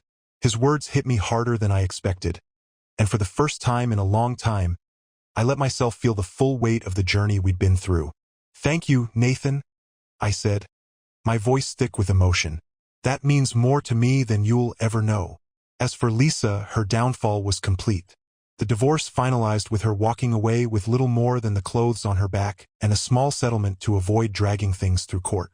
She'd burned every bridge, alienated everyone who once cared about her, and was left to face the reality she'd created alone. I heard through the grapevine that she tried to contact Rob, but he wanted nothing to do with her. Her reputation was in ruins, her finances depleted, and her social standing obliterated. She was a shell of the woman who once lorded over our lives with arrogance and entitlement. But I wasn't interested in her anymore. My focus was on the future, and for the first time, that future felt bright. My company thrived under my renewed attention, and I began investing time in hobbies I'd long neglected. Traveling, hiking, even cooking. I rediscovered the parts of myself that had been buried under years of stress and sacrifice. To anyone reading this who finds themselves in a similar situation, here's my advice. Never ignore your instincts. The signs are always there if you're willing to see them. And when the truth comes to light, don't let fear or anger hold you back from taking action. Reclaim your life, your dignity, and your peace. You deserve better, and you're stronger than you think. Looking back, I can honestly say I don't regret what happened. The pain, the betrayal, it all led me to where I am now. Free, unburdened, and ready to live life on my terms. And as for Lisa, she's nothing more than a lesson. A reminder that lies may offer temporary comfort, but the truth always finds a way to rise. And when it does, it can burn down even the most carefully constructed illusions. The chicken was dry, overcooked. Megan never used to mess that up. David chewed slowly, silently, watching the two of them, Megan and Travis, share a bottle of Merlot like it was their anniversary. Julia giggled from her end of the table, phone in hand, occasionally glancing up to nod at whatever nonsense Travis was spewing. Something about Portugal, or paragliding, or his spiritual reset into Tulum. David wasn't listening. Not really. He was counting seconds between laughs. Megan's laugh used to be real, loud and a little snorty. Now it was polished, softer. The kind women practice when they want to look effortless. Travis topped off her wine. His fingers brushed hers for just a second too long. She didn't pull away. David did what he always did lately. He cleared his throat and offered a half-smile, half-joke to inject himself into the moment. Well, Meg, 2 glasses in? You're getting bold. What's next, karaoke? He thought it landed. It used to land. Megan barely turned. It's been a long week, she said, without looking at him. I deserve a little fun. Then Travis jumped in. She deserves a lot more than that. Another toast. Another round of smug grins between them. David swallowed his pride with another forkful of cold mashed potatoes. He looked to Julia, hoping, praying for a hint of recognition. A flicker of discomfort. Something. Instead, she looked up from her phone, raised an eyebrow, and dropped the guillotine. You're just jealous he makes Mom happier. There it was. Loud. Clear. From the mouth of his own daughter. No hesitation. No remorse. Just straight execution. The table went still. Travis froze, awkwardly mid-sip. Megan's lips parted slightly, but no words came out. David sat back in his chair, eyes on Julia. He didn't raise his voice. Didn't flinch. No angry dad moment. No thunderous monologue. He just breathed in slowly and said, "Maybe I am." Then he stood up. Quietly. Calmly. Picked up his half-eaten plate and walked it to the sink. Ran the water. Let it fill. Rinsed it. Dried it. Behind him, no one moved. Not a single word. The TV was still humming in the living room. A commercial for allergy meds. He dried his hands with the same towel Megan used for her wine glass minutes ago. Folded it. Hung it back precisely. That silence, the thick, guilty, charged kind, settled like fog over the kitchen. Then, as if nothing had happened, Megan broke it with a forced chuckle. "Julia, sweetie, that was a bit harsh, huh?" she said, trying to smooth it over with her peacemaker voice. "Daddy's just—" But David was already walking toward the stairs. Not stomping. Not rushing. Just walking. Like a man heading for the exit of a movie he already knows the ending to. And as he climbed the steps, he heard Travis mutter something about fragile masculinity and Megan respond with a hushed, "Stop." "Julia?" She just laughed. That same shallow laugh Megan now used too, the kind David realized had replaced real emotion in this house long ago. In the bedroom, he sat on the edge of the bed they hadn't shared in weeks. Looked at the untouched side, her side. Phone on the charger. That damned lavender-scented lotion. A book she never actually read. He stared at the ceiling, one hand on his thigh, the other gripping the corner of the duvet. He didn't cry. He didn't scream. But something inside him, something he couldn't name, simply broke off and sank. Like a piece of him had floated too far and decided not to return. That night, he didn't sleep. But not because he was upset. No. Upset would have been an anchor. This was different. He was done. Not angry. Not devastated. Just emptied out. At 3:17 a.m., David opened his laptop. Created a new email. A bank account. A cloud folder. Then another. Then another. Quiet keystrokes in the dark. Each click a brick in the foundation of a new plan. By sunrise, there were spreadsheets. Password changes. A list of items to take. A reminder to scan their marriage certificate. No more conversations. No more half smiles at dinner. No more hoping someone would notice he was drowning right there at the table. Because now, he wasn't drowning. He was swimming away. The next night, David walked into the kitchen and found 3 empty wine glasses in the sink. Not 2. 3. That meant Travis had been over again, unannounced, while David was still at work. Again. The trash smelled like takeout. Pad Thai, probably. Megan hated Thai food until Travis moved to town. He opened the fridge. 1 slice of leftover pizza. Half a bottle of sparkling water. No note. No plate for him. Megan used to leave sticky notes. Dinner in the oven, red heart, or save me a slice? That version of her hadn't existed in months. Now it was eat if you want silence, seasoned with apathy.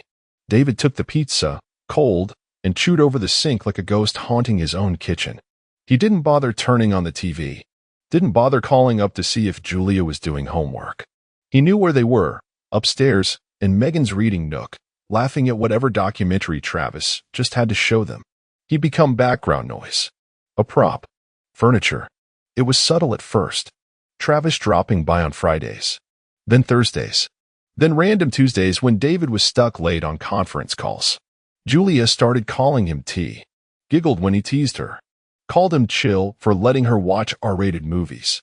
And David? He was the old man. That's what Travis called him last weekend when David made a dad joke about taxes. All right, old man, we'll let you get back to your Sudoku, Travis smirked. Julia laughed. Megan didn't correct him. She didn't even look uncomfortable. She laughed too, louder than she should have. David had smiled then. One of those thin, skin-tight smiles that hides every single inch of what you're actually feeling. But inside, something sank.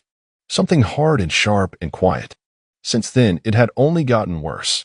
He tried to talk to Julia once. Really talk. Sat on the edge of her bed, hands folded, and asked, "Is something wrong between us?" She didn't look up from her phone. "What do you mean?" "You've been distant.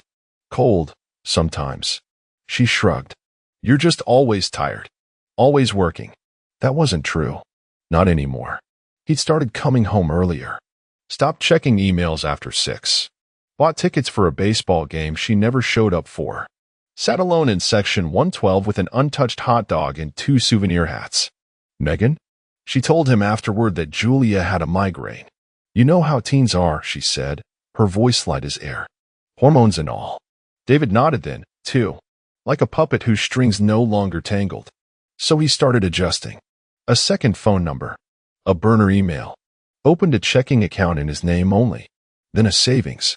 Transferred a small amount, enough not to raise suspicion, but enough to start. Then he called HR. Asked how to adjust direct deposit. "No big deal, just some financial reorganization," he said casually. Divorce wasn't mentioned.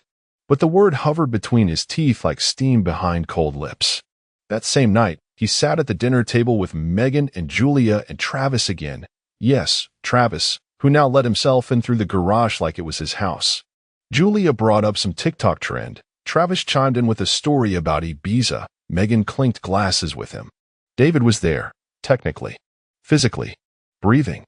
But no one spoke to him. Not a single question. Not a glance. Not even a pass the salt. He watched them laugh and realized this wasn't just emotional distance. He was no longer included in the architecture of their lives. Not just cut out. Erased. He looked at Megan, studied her profile.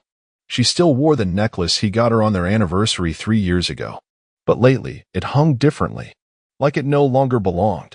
Julia caught him looking, rolled her eyes, focused back on Travis. The laughter stung worse than silence. After dinner, David collected the plates. Alone. Again. Washed. Dried. Organized. He didn't go to bed immediately. Instead, he walked out to the garage and sat in his car. No music. No engine. Just sat. The inside of the vehicle smelled like coffee and old receipts. Peaceful. Private. He opened his notebook. One he kept hidden in the trunk under the spare tire. "Tonight," he wrote. Account. White heavy checkmark. Savings. White heavy checkmark. Digital copy of marriage certificate. White heavy checkmark. Will. Start draft. Storage locker. He tapped the pin twice against the leather seat and stared ahead. The house behind him buzzed with life. Laughter. TV noise. Running water. But for David, it wasn't home anymore. Not even close. And that was good. Because what comes next needs no witnesses. It started with the Sunday brunch at her sister Candace's place. David hated those brunches. The food was always bland, the conversations worse, and the fake smiles spread like mold over old fruit. Still, he showed up. Like he always did. Like the dependable, silent, good-humored husband they could all safely ignore unless they needed someone to lift a heavy box or grill the damn sausages.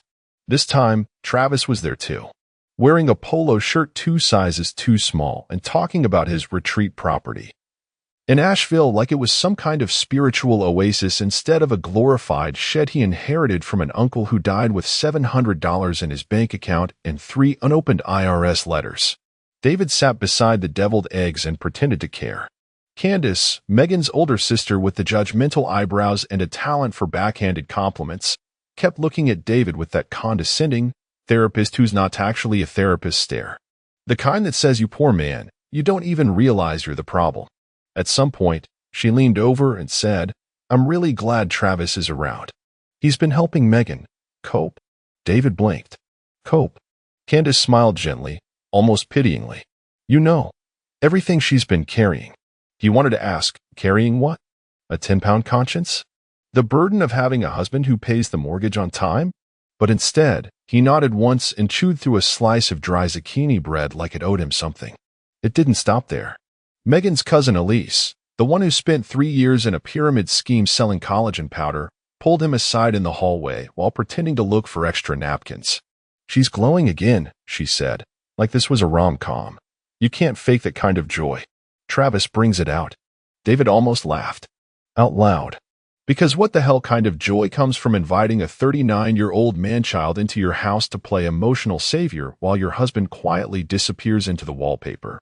He left that brunch early. Told them he had a work call. No one questioned it. But he didn't go home.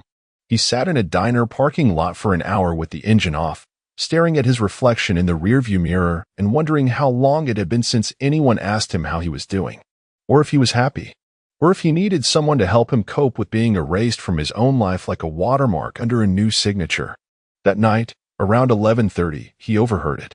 He was walking past the upstairs bathroom, heading to grab a blanket for the couch, his couch, now, when he heard Megan's voice through the slightly cracked guest bedroom door. She was on the phone. Soft voice. That private voice she once reserved only for him. No, I'm not saying he's a bad man, she whispered, her tone syrupy, apologetic. He's just not for me anymore. David stopped. Just for a second. Listened. Waited for her to walk it back. Add some nuance. But I still care, or even the lie. He's the father of my child. But nothing came. Just silence on her end. And a soft laugh from whoever was on the other side. Probably Candace. Maybe her mother, who always thought David was a little too rigid. He didn't confront Megan that night. Didn't slam the door open or ask who she was talking to. He just walked back downstairs, placed the blanket on the couch with surgical precision, and sat down like a man performing autopsy on the life he thought he had. He stayed up till 3 a.m. again. This time, the spreadsheet got new tabs. Asset division possibilities. Irrevocable trusts. Safe deposit box options. He bookmarked 3 law firms. Not 1. 3. He wasn't going to war, not yet, but he wasn't walking in unarmed anymore, either. He also made a folder titled M. Statements. It contained everything Megan had said over the last 6 months that didn't sit right. Nothing dramatic. Nothing overt. Just slow drip poisons. You used to be more fun. You never just let go anymore. Sometimes I feel like we're just roommates. He added tonight's quote to the top. He's just not for me anymore. And beside it, in bold red font. Then why is he still paying for everything you touch? He stared at the folder, then at the ceiling, then back at the folder. And a strange calm came over him. It was the kind of calm that doesn't need validation, doesn't need confrontation, doesn't even need revenge. It just needs precision. David was done grieving. He was planning now. The office was beige, not sad beige, just deliberate, minimalist. Everything was deliberate in that place, from the glass water pitcher to the soundproof walls and the assistant who smiled like a neutral party in a high-stakes negotiation. David sat alone in the waiting area, a manila folder in his lap. Inside, 10 years of documentation reduced to a quarter-inch stack. Bank statements, tax returns, scanned receipts, home renovation invoices with his signature at the bottom. Even the deed to the house, jointly owned, sure, but funded entirely from his premarital inheritance. He'd marked the key lines in blue ink. Red felt aggressive. Blue is clinical. Mr. Lawson, the assistant said. She's ready for you. He stood and followed. No small talk. No nerves. Just a quiet gait and a slight creak in his left knee reminding him he wasn't 30 anymore. He didn't miss being 30. He missed being seen. The attorney was in her 40s. No wedding ring. No family photos on the desk.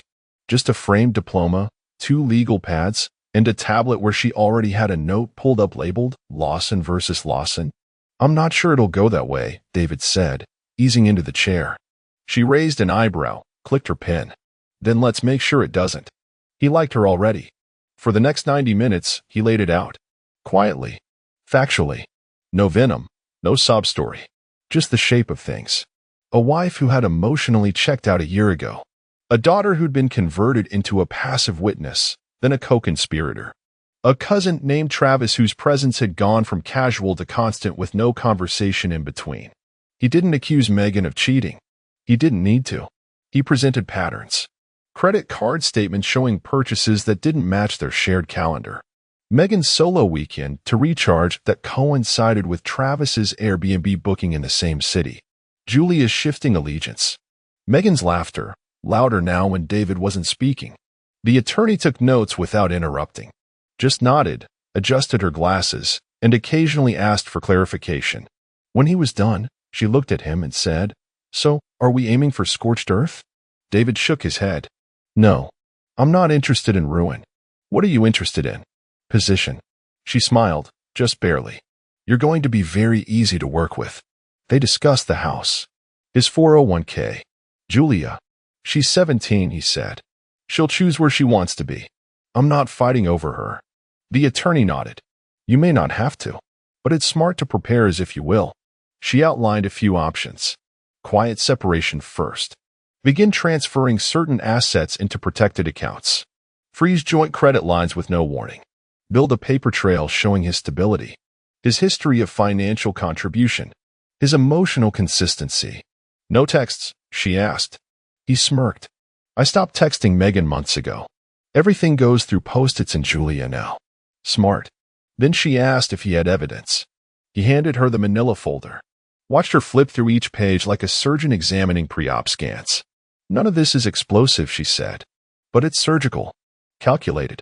David shrugged. "I don't need fireworks. I just need leverage." She slid the folder back to him. "Then keep building. And when you're ready to move, don't hesitate.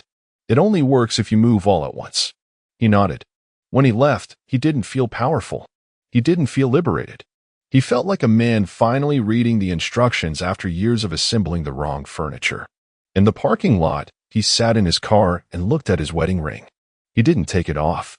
Not yet. Instead, he took out a notepad and added 2 more things to his list. Move cash to trust. Copy of Julia's birth certificate. Then he put the car in drive, pulled out onto a quiet street, and merged back into the world that still thought he was a husband, a father, and a man in control. Let them think that. It made the next part easier. The first time David heard her say it, they were in the driveway, unloading groceries. Nothing dramatic. Nothing cinematic. Just 2 brown paper bags, a warm afternoon, and a silence too long between father and daughter. He handed Julia the lighter one. Eggs, granola bars, almond milk. She took it without a word and started walking toward the house. Then, without turning back, she muttered, "At least Travis makes her laugh." The bag in David's hand went still. His grip tightened around the edges until they crinkled. He didn't say anything. Not then. Just followed her inside, placed the groceries on the counter, and started putting things away like his ears hadn't just betrayed him. That night, he replayed it. In the shower. In bed. While brushing his teeth. Her tone. The way she said it like it was fact, not opinion. Like she'd been holding on to it for weeks and finally just let it drop into the air like it didn't matter how much it cut. Julia had always been perceptive. Too smart for her own good. But this wasn't wisdom. This was mimicry. She was parroting Megan. The next morning, David tried again. Sat across from her at the kitchen table while she scrolled on her phone and ate cereal with one AirPod in. "Can I ask you something?" She didn't look up. "Sure." "What did you mean yesterday?" "About Travis." Julia shrugged. "Nothing. Just, Mom seems happier when he's around." David held his coffee mug steady. "Do you think I've never made her laugh?" Julia finally looked up. Met his eyes. "I mean, have you?" It wasn't even cruel. That's what made it worse. There was no malice. No edge. Just apathy. Like he was a case study in irrelevance. David nodded slowly. "So it's obvious to you that he's better for her. Isn't it obvious to you?" There was no fight left in him to answer that. She stood, rinsed her bowl, and walked out of the room like she'd just changed the batteries in the household reality and expected everyone to follow the new script. Later that week, he found her and Travis in the living room watching a documentary about ayahuasca or something equally pretentious. Julia laughed at every dumb comment he made, called him T-Dog, and elbowed him like they were siblings, not strangers from different decades. David stood in the hallway for a long moment, watching through the sliver between the wall and the doorframe. Watching his daughter lean closer to a man who had never once stayed past dessert, never once asked how her math grades were doing, never once bought a single damn birthday present. But she laughed like he was family. David wanted to yell, shake her, ask her what exactly she thought Travis had done for this house other than contaminate it with his barefoot charm and discount philosophies.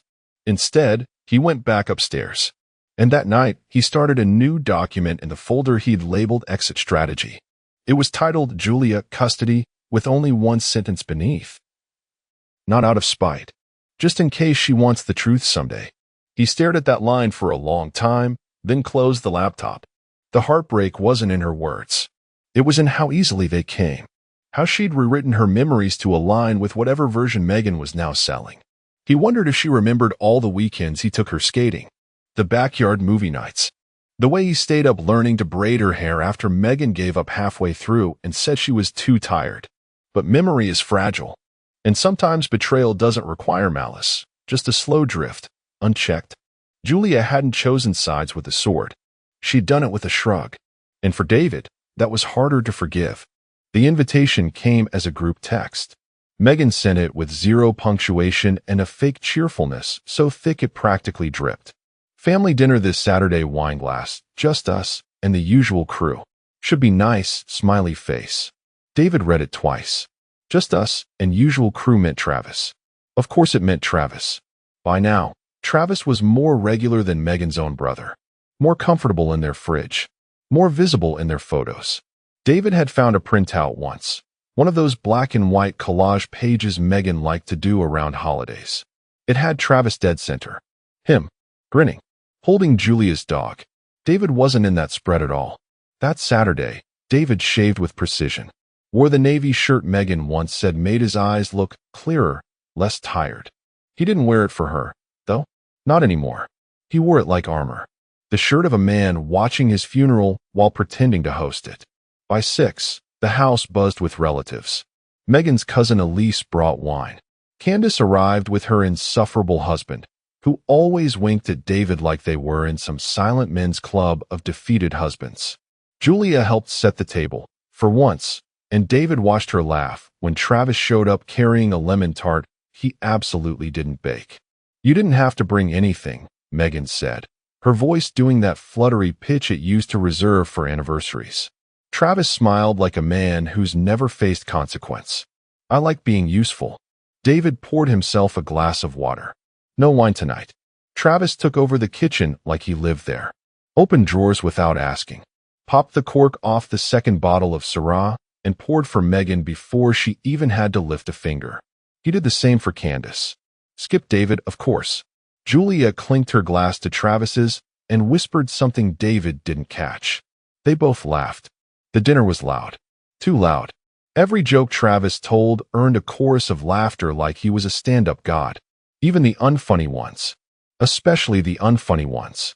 He told a story about accidentally getting locked in a yoga studio overnight. Elise gasped and laughed like she'd never heard a story before in her life. David sat at the head of the table. Or what used to be the head. He was now just one end of a new shape, like a distant relative seated too far from the cake. At some point, Megan reached for Travis's glass instead of her own by accident. They both laughed and did that soft eyes thing people do when they know they're being watched. That was when David saw it. The look. Not the big, romantic look. Not a kiss. Nothing dramatic. Just a glance. Megan looked at Travis like he was a prize. Like she'd won something. And worse. She looked at David right after, almost reflexively. Not with guilt. Not with shame. With relief. That she didn't have to pretend anymore. David kept chewing. A piece of lamb that tasted like rubber and dirt and failure. He looked around the table. Everyone chatting, laughing, toasting. The house smelled like rosemary and betrayal. He didn't say a word. He just listened. Studied them. Like a detective at a dinner theater show, already aware of who the killer is, just waiting to see how far they'll go. After dessert, as people migrated toward the living room, David stayed behind and quietly started clearing plates. He heard Julia call Travis over to help her fix the Bluetooth speaker. Megan said, "You're better at that stuff than David ever was." loud enough to be heard. David rinsed the plates like her sentence hadn't happened. Later, as they all sat around the coffee table, Travis poured more wine. Megan handed him a blanket because he always gets cold. Julia leaned her head on his shoulder for half a second before laughing at something on her phone. And David? He stood behind them, in the hallway, just out of frame. Watching. Every scene confirmed the same thing. They'd already replaced him. He just hadn't left yet. He walked upstairs, silently, into the guest room, his room now, closed the door, locked it, booted up his laptop. That night, he opened the file titled Go. He wrote one sentence at the top of the page. They'll never see me leave, but they'll feel the absence like a pulled foundation. He shut the lid, then lay down and finally, slept. David started with the quietest drawer in the house, the one in the guest room, third down on the left, under a pile of expired coupons and forgotten batteries. He pulled out an old gray duffel bag, the kind he used back in college when everything he owned could fit inside it. Funny how full his life looked back then. Now, it all felt like debris. He laid it on the bed and unzipped it. No lists, no drama, just method. He packed only what mattered. The leather folder with all his identification documents. The USB with scans of the mortgage, insurance policies, tax returns. A portable hard drive with 12 years of photos, not the ones in the living room Megan curated for guests, but the real ones. Candid moments. Julia at age 6 with frosting on her nose. Megan asleep on the couch before her smile got polished. 2 changes of clothes. Neutral. Folded with precision. A separate envelope with $3,500 in cash. Just in case. He didn't pack toiletries. He didn't pack anything sentimental. Because sentiment was a luxury for people who got to stay. David had no intention of staying. Every move he made that week was surgical. He rerouted his direct deposit to the new account. Not all of it. That would have raised flags, but enough. Then he closed the joint savings. The kind of account Megan had forgotten existed, because he'd opened it years ago for emergencies. He left exactly $28.67 in it. Symbolic. Just enough to mean something to him, nothing to her. Next, he called the credit card companies. Just need to close the shared card, he said calmly. Yeah, it's been compromised. Compromised. That word tasted more honest than he expected. He rerouted all mail to a private box 40 minutes outside town. Opened under a variation of his middle name. Then he updated his online profiles, not the ones Megan would think to check, but the boring ones. The DMV, the insurance, the utilities, all now reflected the new address. He scanned every piece of paper they'd ever signed together. Uploaded it to cloud storage under a pseudonym folder hidden within another folder titled 2013_bills_temp. Password protected. Double back to a flash drive. That flash drive was now taped to the underside of a coffee can, buried inside a bag of rice in the basement freezer. Because why not? David wasn't paranoid. He was finished pretending people were who they said they were. He wiped down his laptop keyboard every time he logged off, started booting up only in incognito, and stopped using the home Wi-Fi. Hotspot only. One night, Travis asked if the Wi-Fi was acting slow. Megan said, David's probably streaming his sad documentaries again. David didn't even blink. He just clicked, upload complete, and powered down. There was no confrontation. He didn't corner Megan. Didn't ask if she was happy. Didn't wait for her to confess something she clearly didn't see as wrong. In her mind, he wasn't being betrayed. He was just being outgrown. Like a couch too worn to complain about being replaced. He didn't leave notes. Didn't write a letter to Julia. Not yet. Anything written now would be filtered through the voice Megan had already programmed into her. Anything written later, after, would be heard differently. So he waited. Each step he took made the house quieter. Not audibly, but something shifted. Megan stopped asking when he'd be home. Julia stopped noticing when he was. Even the dog barely raised its head when he walked through the door. Perfect. Because the last phase was the cleanest. He deleted his calendar access from Megan's shared app. He removed himself from the family Spotify. He set up forwarding for their Amazon account, not for the packages, but for the order history. Just in case. And finally, he deleted every single draft of every angry email he'd ever typed. Every, how could you? Every, what happened to us? Every passive-aggressive quote he almost sent at 2 a.m. was gone. They didn't deserve a monologue.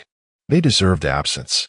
He zipped the bag shut, checked the backups, looked around the room one last time, this room that had become a staging ground for an escape he'd planned with the patience of a man assembling his own parachute. And then he did the hardest thing. Nothing. He sat down on the bed, opened a book he had no intention of finishing, and waited for the next night. Because when he left, no one would see him go, but they'd feel it for the rest of their lives. The house at 2:43 a.m. was the kind of quiet that almost dared him to mess it up. But David moved like he belonged to the dark, fluid, invisible, already halfway gone in his mind. No creaks, no light switches. Every floorboard already memorized. Every drawer rehearsed like choreography. Megan snored lightly upstairs. Travis's car wasn't in the driveway tonight, but David didn't assume anything anymore. Maybe he was already sleeping over somewhere else. Maybe the rotation had changed. Maybe Travis had gotten his own drawer in the master bedroom by now. Julia's door was shut. A strip of LED pink leaked under the crack. Probably scrolling, probably texting. She hadn't said goodnight in 3 weeks. Hadn't looked him in the eye in 2. David stepped into the guest room, his room, and picked up the gray duffel from the corner. It was packed like a military op. Nothing rattled. Nothing unnecessary. It didn't look like a bag full of life. It looked like nothing at all. His laptop was in its sleeve. Cash zipped inside the lining. IDs, documents, backups, passport. He checked the time again. 2:46. He gave himself 10 more minutes. Downstairs, he passed the hallway mirror and didn't look. He didn't need to. He already knew what he looked like, a man who just unhooked himself from an four drip of disappointment. He stopped at the coat closet. Inside, near the back, was a box marked fall decor. Inside that box was a smaller box. And inside that smaller box, buried beneath plastic pumpkins and dusty pine cones, was the family portrait they'd taken 5 years ago on vacation. The one Megan loved. The one she never actually hung. David pulled it out. Looked at the three of them. His arm was around Megan. Julia had braces then. They all looked sunburned and fake happy. That was before Travis. Before the slow rot. Before Megan learned to smile with her mouth only. He stared for a beat. Then, with a quiet inhale, he smashed the frame against the edge of the kitchen counter. The glass didn't shatter all at once, just a long, sharp crack down the middle. Megan's smile split diagonally, like truth cutting through performance. He dropped the broken thing into the trash under the sink. No ceremony. At 3:02, he opened the garage door manually. Rolled it up slow. The hinges didn't squeak. He'd oiled them a week ago. He started the car without the headlights. Reversed silently. By the time he hit the freeway, the city looked like an old memory. Familiar, but fading. Streetlights stretched past him like timelines he no longer belonged to. He didn't cry. Didn't breathe deep and whisper goodbye. That would have given this house, these people, more weight than they deserved. He didn't check his phone. Didn't need to see if anyone noticed yet. They wouldn't. Not for hours. Maybe not even until lunch. He hadn't mattered enough to track. He had trained them into forgetting him. Trained them so well they believe his absence was a fluke. They learned soon enough it wasn't. By sunrise, the state line sign blurred past his window. A new time zone welcomed him. Gas tank at 3/4. Coffee in the passenger seat. GPS turned off. He drove on into nowhere in particular. But not lost. Just finally unhooked. Free. And in that freedom, behind the calm expression and steady hands, sat devastation. Not loud. Not panicked. Just still. The kind of devastation that understands love has limits. That you can love your wife and your daughter and your life and still know when it's time to walk away. He didn't want revenge. Not anymore. He wanted absence to be the loudest sound they heard. It started with the smell of toast. Megan wandered into the kitchen in her robe, bleary-eyed, hair pulled into a crooked bun. The house was quiet, unusually so. No footsteps upstairs. No coffee brewing. No dishes clinking in the sink. She glanced at the clock, 9:17 a.m. David was always up by 7. She didn't think much of it at first. Maybe he left early. A meeting. An errand. Something dull and responsible. Something David. She poured herself a cup from what was left in the pot. It was cold. That's when she noticed the keys. His set. House, car, mailbox. All on the table, neatly arranged beside the mug he always used but never washed right. The one she used to nag him about. The chipped mug with the faded logo from his old college. And beside the keys, nothing. No note. No passive-aggressive message. No guilt trip. Just keys. Her stomach dipped. She opened the coat closet. His jacket, the one he wore even in spring, was gone. She walked to the guest room. The door was open. Bedmate. Completely bare. She opened the closet there, too. Empty. She checked the drawers. Empty. She stood in the middle of the room, silent for several seconds, then spun on her heel and marched back downstairs. Pulled open the banking app on her phone. Face ID failed. Twice. She entered her PIN manually. It loaded, then froze, then reloaded. Checking, $0. Savings, account not found. Join investment portfolio, deactivated. She blinked. Hit refresh. Nothing changed. A sound above, a door creaked. Then footsteps. Julia padded into the kitchen wearing pajama shorts and a sweatshirt she'd stolen from Megan's closet a year ago. Hair a mess, yawning mid-scroll through her phone. She stopped short when she saw Megan standing in the middle of the kitchen, face pale, one hand gripping the countertop like the floor might fall out from under her. "Mom," Julia said slowly. "What's wrong?" Megan didn't answer right away. She stared at her daughter like she was searching for something beneath her skin. Then, sharply, suddenly, Megan's voice cracked through the stillness. "What did you say to him?" Julia froze. "What? What did you say to your father?" Megan's hands were shaking now. "Before he left." "What did you do?" Julia backed up a step. I didn't do anything. Don't lie to me." "I just said," Julia's voice trembled, defensive now, trying to rewind. "I said Travis makes you laugh. That's all. That's all." Megan barked. "That's all." Julia blinked hard. "You were laughing. I didn't think it was a big deal." Megan paced toward the living room, phone in hand, trying David's number. Straight to voicemail. She tried again. Same result. She opened their shared calendar. Gone. Opened their Amazon orders. Password changed. She turned to Julia, voice lower now, but shaking with something new. Not just panic, fear. "He took everything." Julia swallowed. "Everything like, what do you mean?" "The accounts. The house title. The records." She was scanning through documents on her tablet now, but half the files showed up blank. "He wiped it all." "I thought he wouldn't do that. He's not like that." "No," Megan said, a bitter laugh twisting from her throat. "He wasn't. But you and we turned him into something else."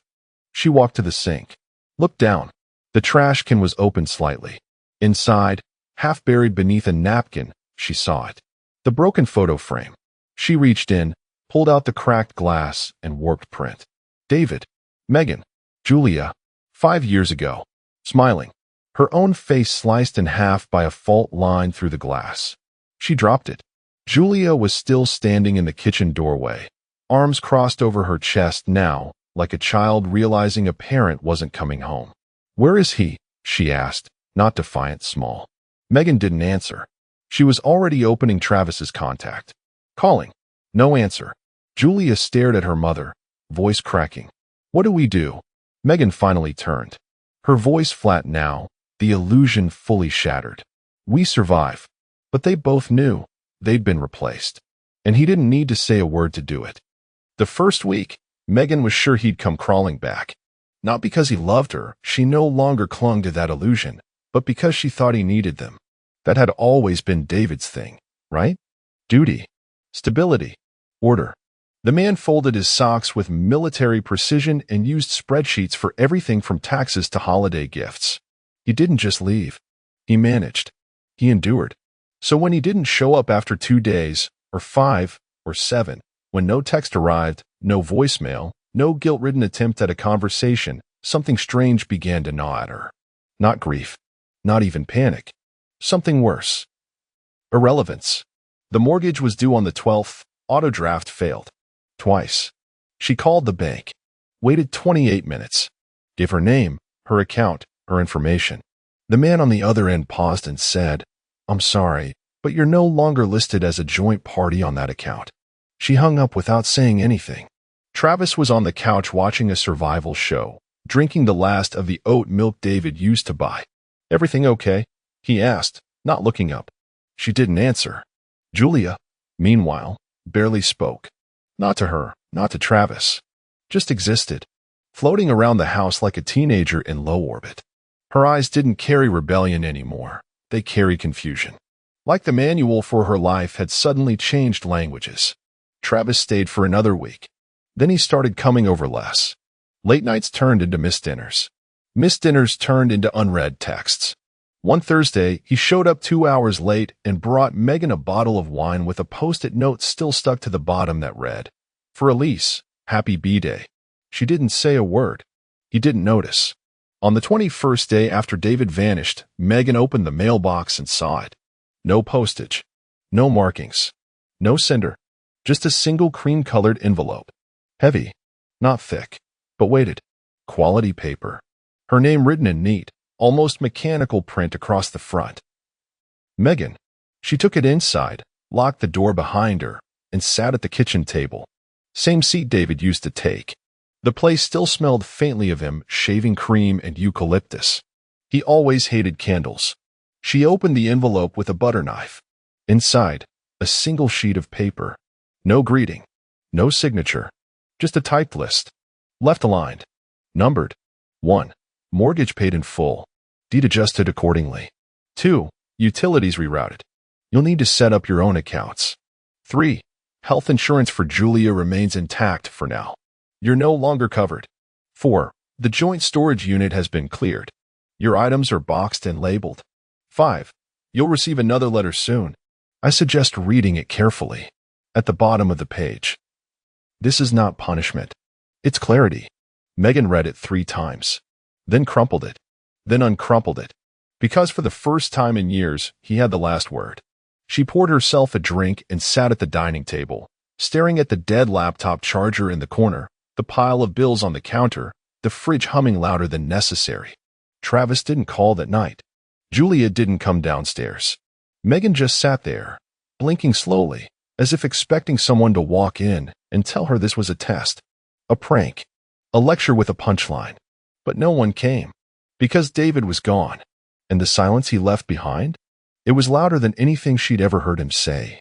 The backyard was dressed in desperate normalcy. Fold-out tables with paper tablecloths flapping under cheap centerpieces. Plastic balloons spelling out "Congrats Julia" sagged under the weight of humidity and thinly veiled tension. Megan had rented a speaker and blasted some mid-tempo playlists she thought teens liked. The smiles came easy for everyone else, relatives from her side, a few of Julia's classmates, even Elise with her fake nails and curated pity looks. But Megan? She grinned like someone wearing a party mask held together with duct tape and delusion. She needed today to go well. Needed it. It wasn't just Julia's graduation, it was her shot at reclaiming the narrative. To prove to the whispers and the pitying glances that everything was fine. See? No husband, no problem. Just an empowered single mother, a beautiful daughter, and the neatly buried mess of the last 6 months. Travis wasn't invited. Julia hadn't said it aloud, but her silence about him was enough. She hadn't spoken much to Megan, either. They shared a house but lived like tenants who had stopped acknowledging the lease. Now Julia stood in her white dress, surrounded by girls snapping selfies. Her smile looked real for them, at least. For Megan, it had become something else, a signal that her daughter was slipping further and further out of her reach. The first click of the camera came at 2:17. By 2:18, he was there. No one saw him arrive. No car parked out front. No warning. He just appeared at the edge of the patio in a tailored gray jacket, no tie, expression unreadable. Julia was mid-photo, arm around her friend, when she saw him. Her breath hitched, but she didn't move. Her eyes locked on him like she'd just remembered a language she thought she'd forgotten. Megan froze. People turned. Conversation stopped. The breeze seemed to die completely. David walked across the lawn like he owned the soil. He didn't look at anyone else. Not even Julia yet. He walked straight to Megan. "Congratulations," he said quietly. No warmth. No venom. Just calm, like he was greeting a neighbor he'd long outgrown. She blinked. What are you doing here?" He handed her a small black gift bag. Plain. No ribbon. No card. "This is for you," he said. She looked down at it, fingers curling around the handles. Is this a joke? No. She hesitated, then opened it. Slowly, like something inside might bite. The first item, a white envelope with a blue logo on it. She pulled it out, turned it over, read the words across the top. Paternity confirmed. 99.997% biological match. Father, David Allen Lawson. Daughter, Julia Megan Lawson. Her eyes flicked up. What is this? David didn't answer. She reached in again. A second envelope. Thicker. A document, folded neatly. She opened it. Property title transfer, primary residence. Grantee, Julia Megan Lawson. Grantor, David Allen Lawson. Ownership, irrevocable. Independent of parental guardianship. Her mouth opened. Nothing came out. She pulled the final envelope. This one was red and thin. Finalized divorce filing, county clerk timestamped. 8 months prior. Filed. Processed. Signed. Dated. Done. And all this time, she'd been telling people it was complicated. She looked up at him, face cracked with something she hadn't felt in a long time. Actual fear. David finally turned to Julia. She looked at him like she couldn't breathe, like 1,000 unasked questions were crashing into her ribs. He didn't rush. He stepped forward, met her gaze, and said only this. I'll be outside. If you want to talk, I'll be there. Then he turned, walked away. No performance. No farewell. He left them, in a backyard full of guests frozen mid-conversation, plastic plates in hand, mouths parted in half-eaten celebration. Megan stood trembling, still clutching the bag like it might detonate. The photo stopped. The playlist kept playing, pitifully, on its own. And for the first time in that house, David had all the control. Megan's mouth opened, but no sound came out. She stared down at the documents like they were written in another language, one she couldn't manipulate, couldn't argue, couldn't twist into sympathy. The DNA test rested on her palm like a gavel. The deed transfer like a sentence. And the divorce papers, those were a tombstone. It wasn't just the shock. It was the precision, the elegance of it. The way David had dismantled her entire version of events without ever raising his voice, without ever demanding she listen. She trembled. Not from rage. From exposure. There was nothing to hide behind now. No narrative to sell. No poor me story to drip-feed her friends and relatives. Not when the house didn't belong to her. Not when the man she'd mocked, dismissed, and replaced had outmaneuvered her with the kind of grace that made her look small. Around her, the party had collapsed into a confused silence. Plastic cutlery in midair. Wine glasses untouched. Julia's classmates, unsure if they were witnessing a divorce or a surgical strike. And in the center of it, Julia. Still. Pale. She hadn't moved since David turned away. She held her phone in one hand. The other trembled slightly, clutching the hem of her dress. And maybe we should talk to him, Megan muttered, almost to herself. This is all a misunderstanding. He's doing this to make a point. Julia didn't respond. Megan turned to her now, pleading more than instructing. Sweetheart, he's trying to manipulate you. This isn't love. It's control. You don't understand what he's doing. He didn't scream, Julia said suddenly. Her voice wasn't angry. It wasn't even cold. Just tired. What? He didn't scream, she repeated. I still locked on the gate where David had walked through minutes ago. You did. Megan's lips parted. I only screamed because he blindsided us. That's not fair. Julia turned to her, slowly. And Megan saw it, really saw it. Not rebellion. Disappointment. Julia took the bag from Megan's hand. Looked inside again, reading each paper like she needed the weight of it to be real. And then she walked. One step. Then another. She passed the guests. Past Elise. Past Candace, whose wine glass was now trembling slightly in her hand. She walked past the cupcakes, past the balloons drooping like wilting apologies. Toward the gate. Megan lunged forward. Julia, wait. But her daughter didn't stop. Didn't turn. Didn't scream.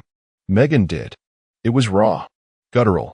Like the sound of a woman watching her leverage walk away on legs she didn't raise to be this steady.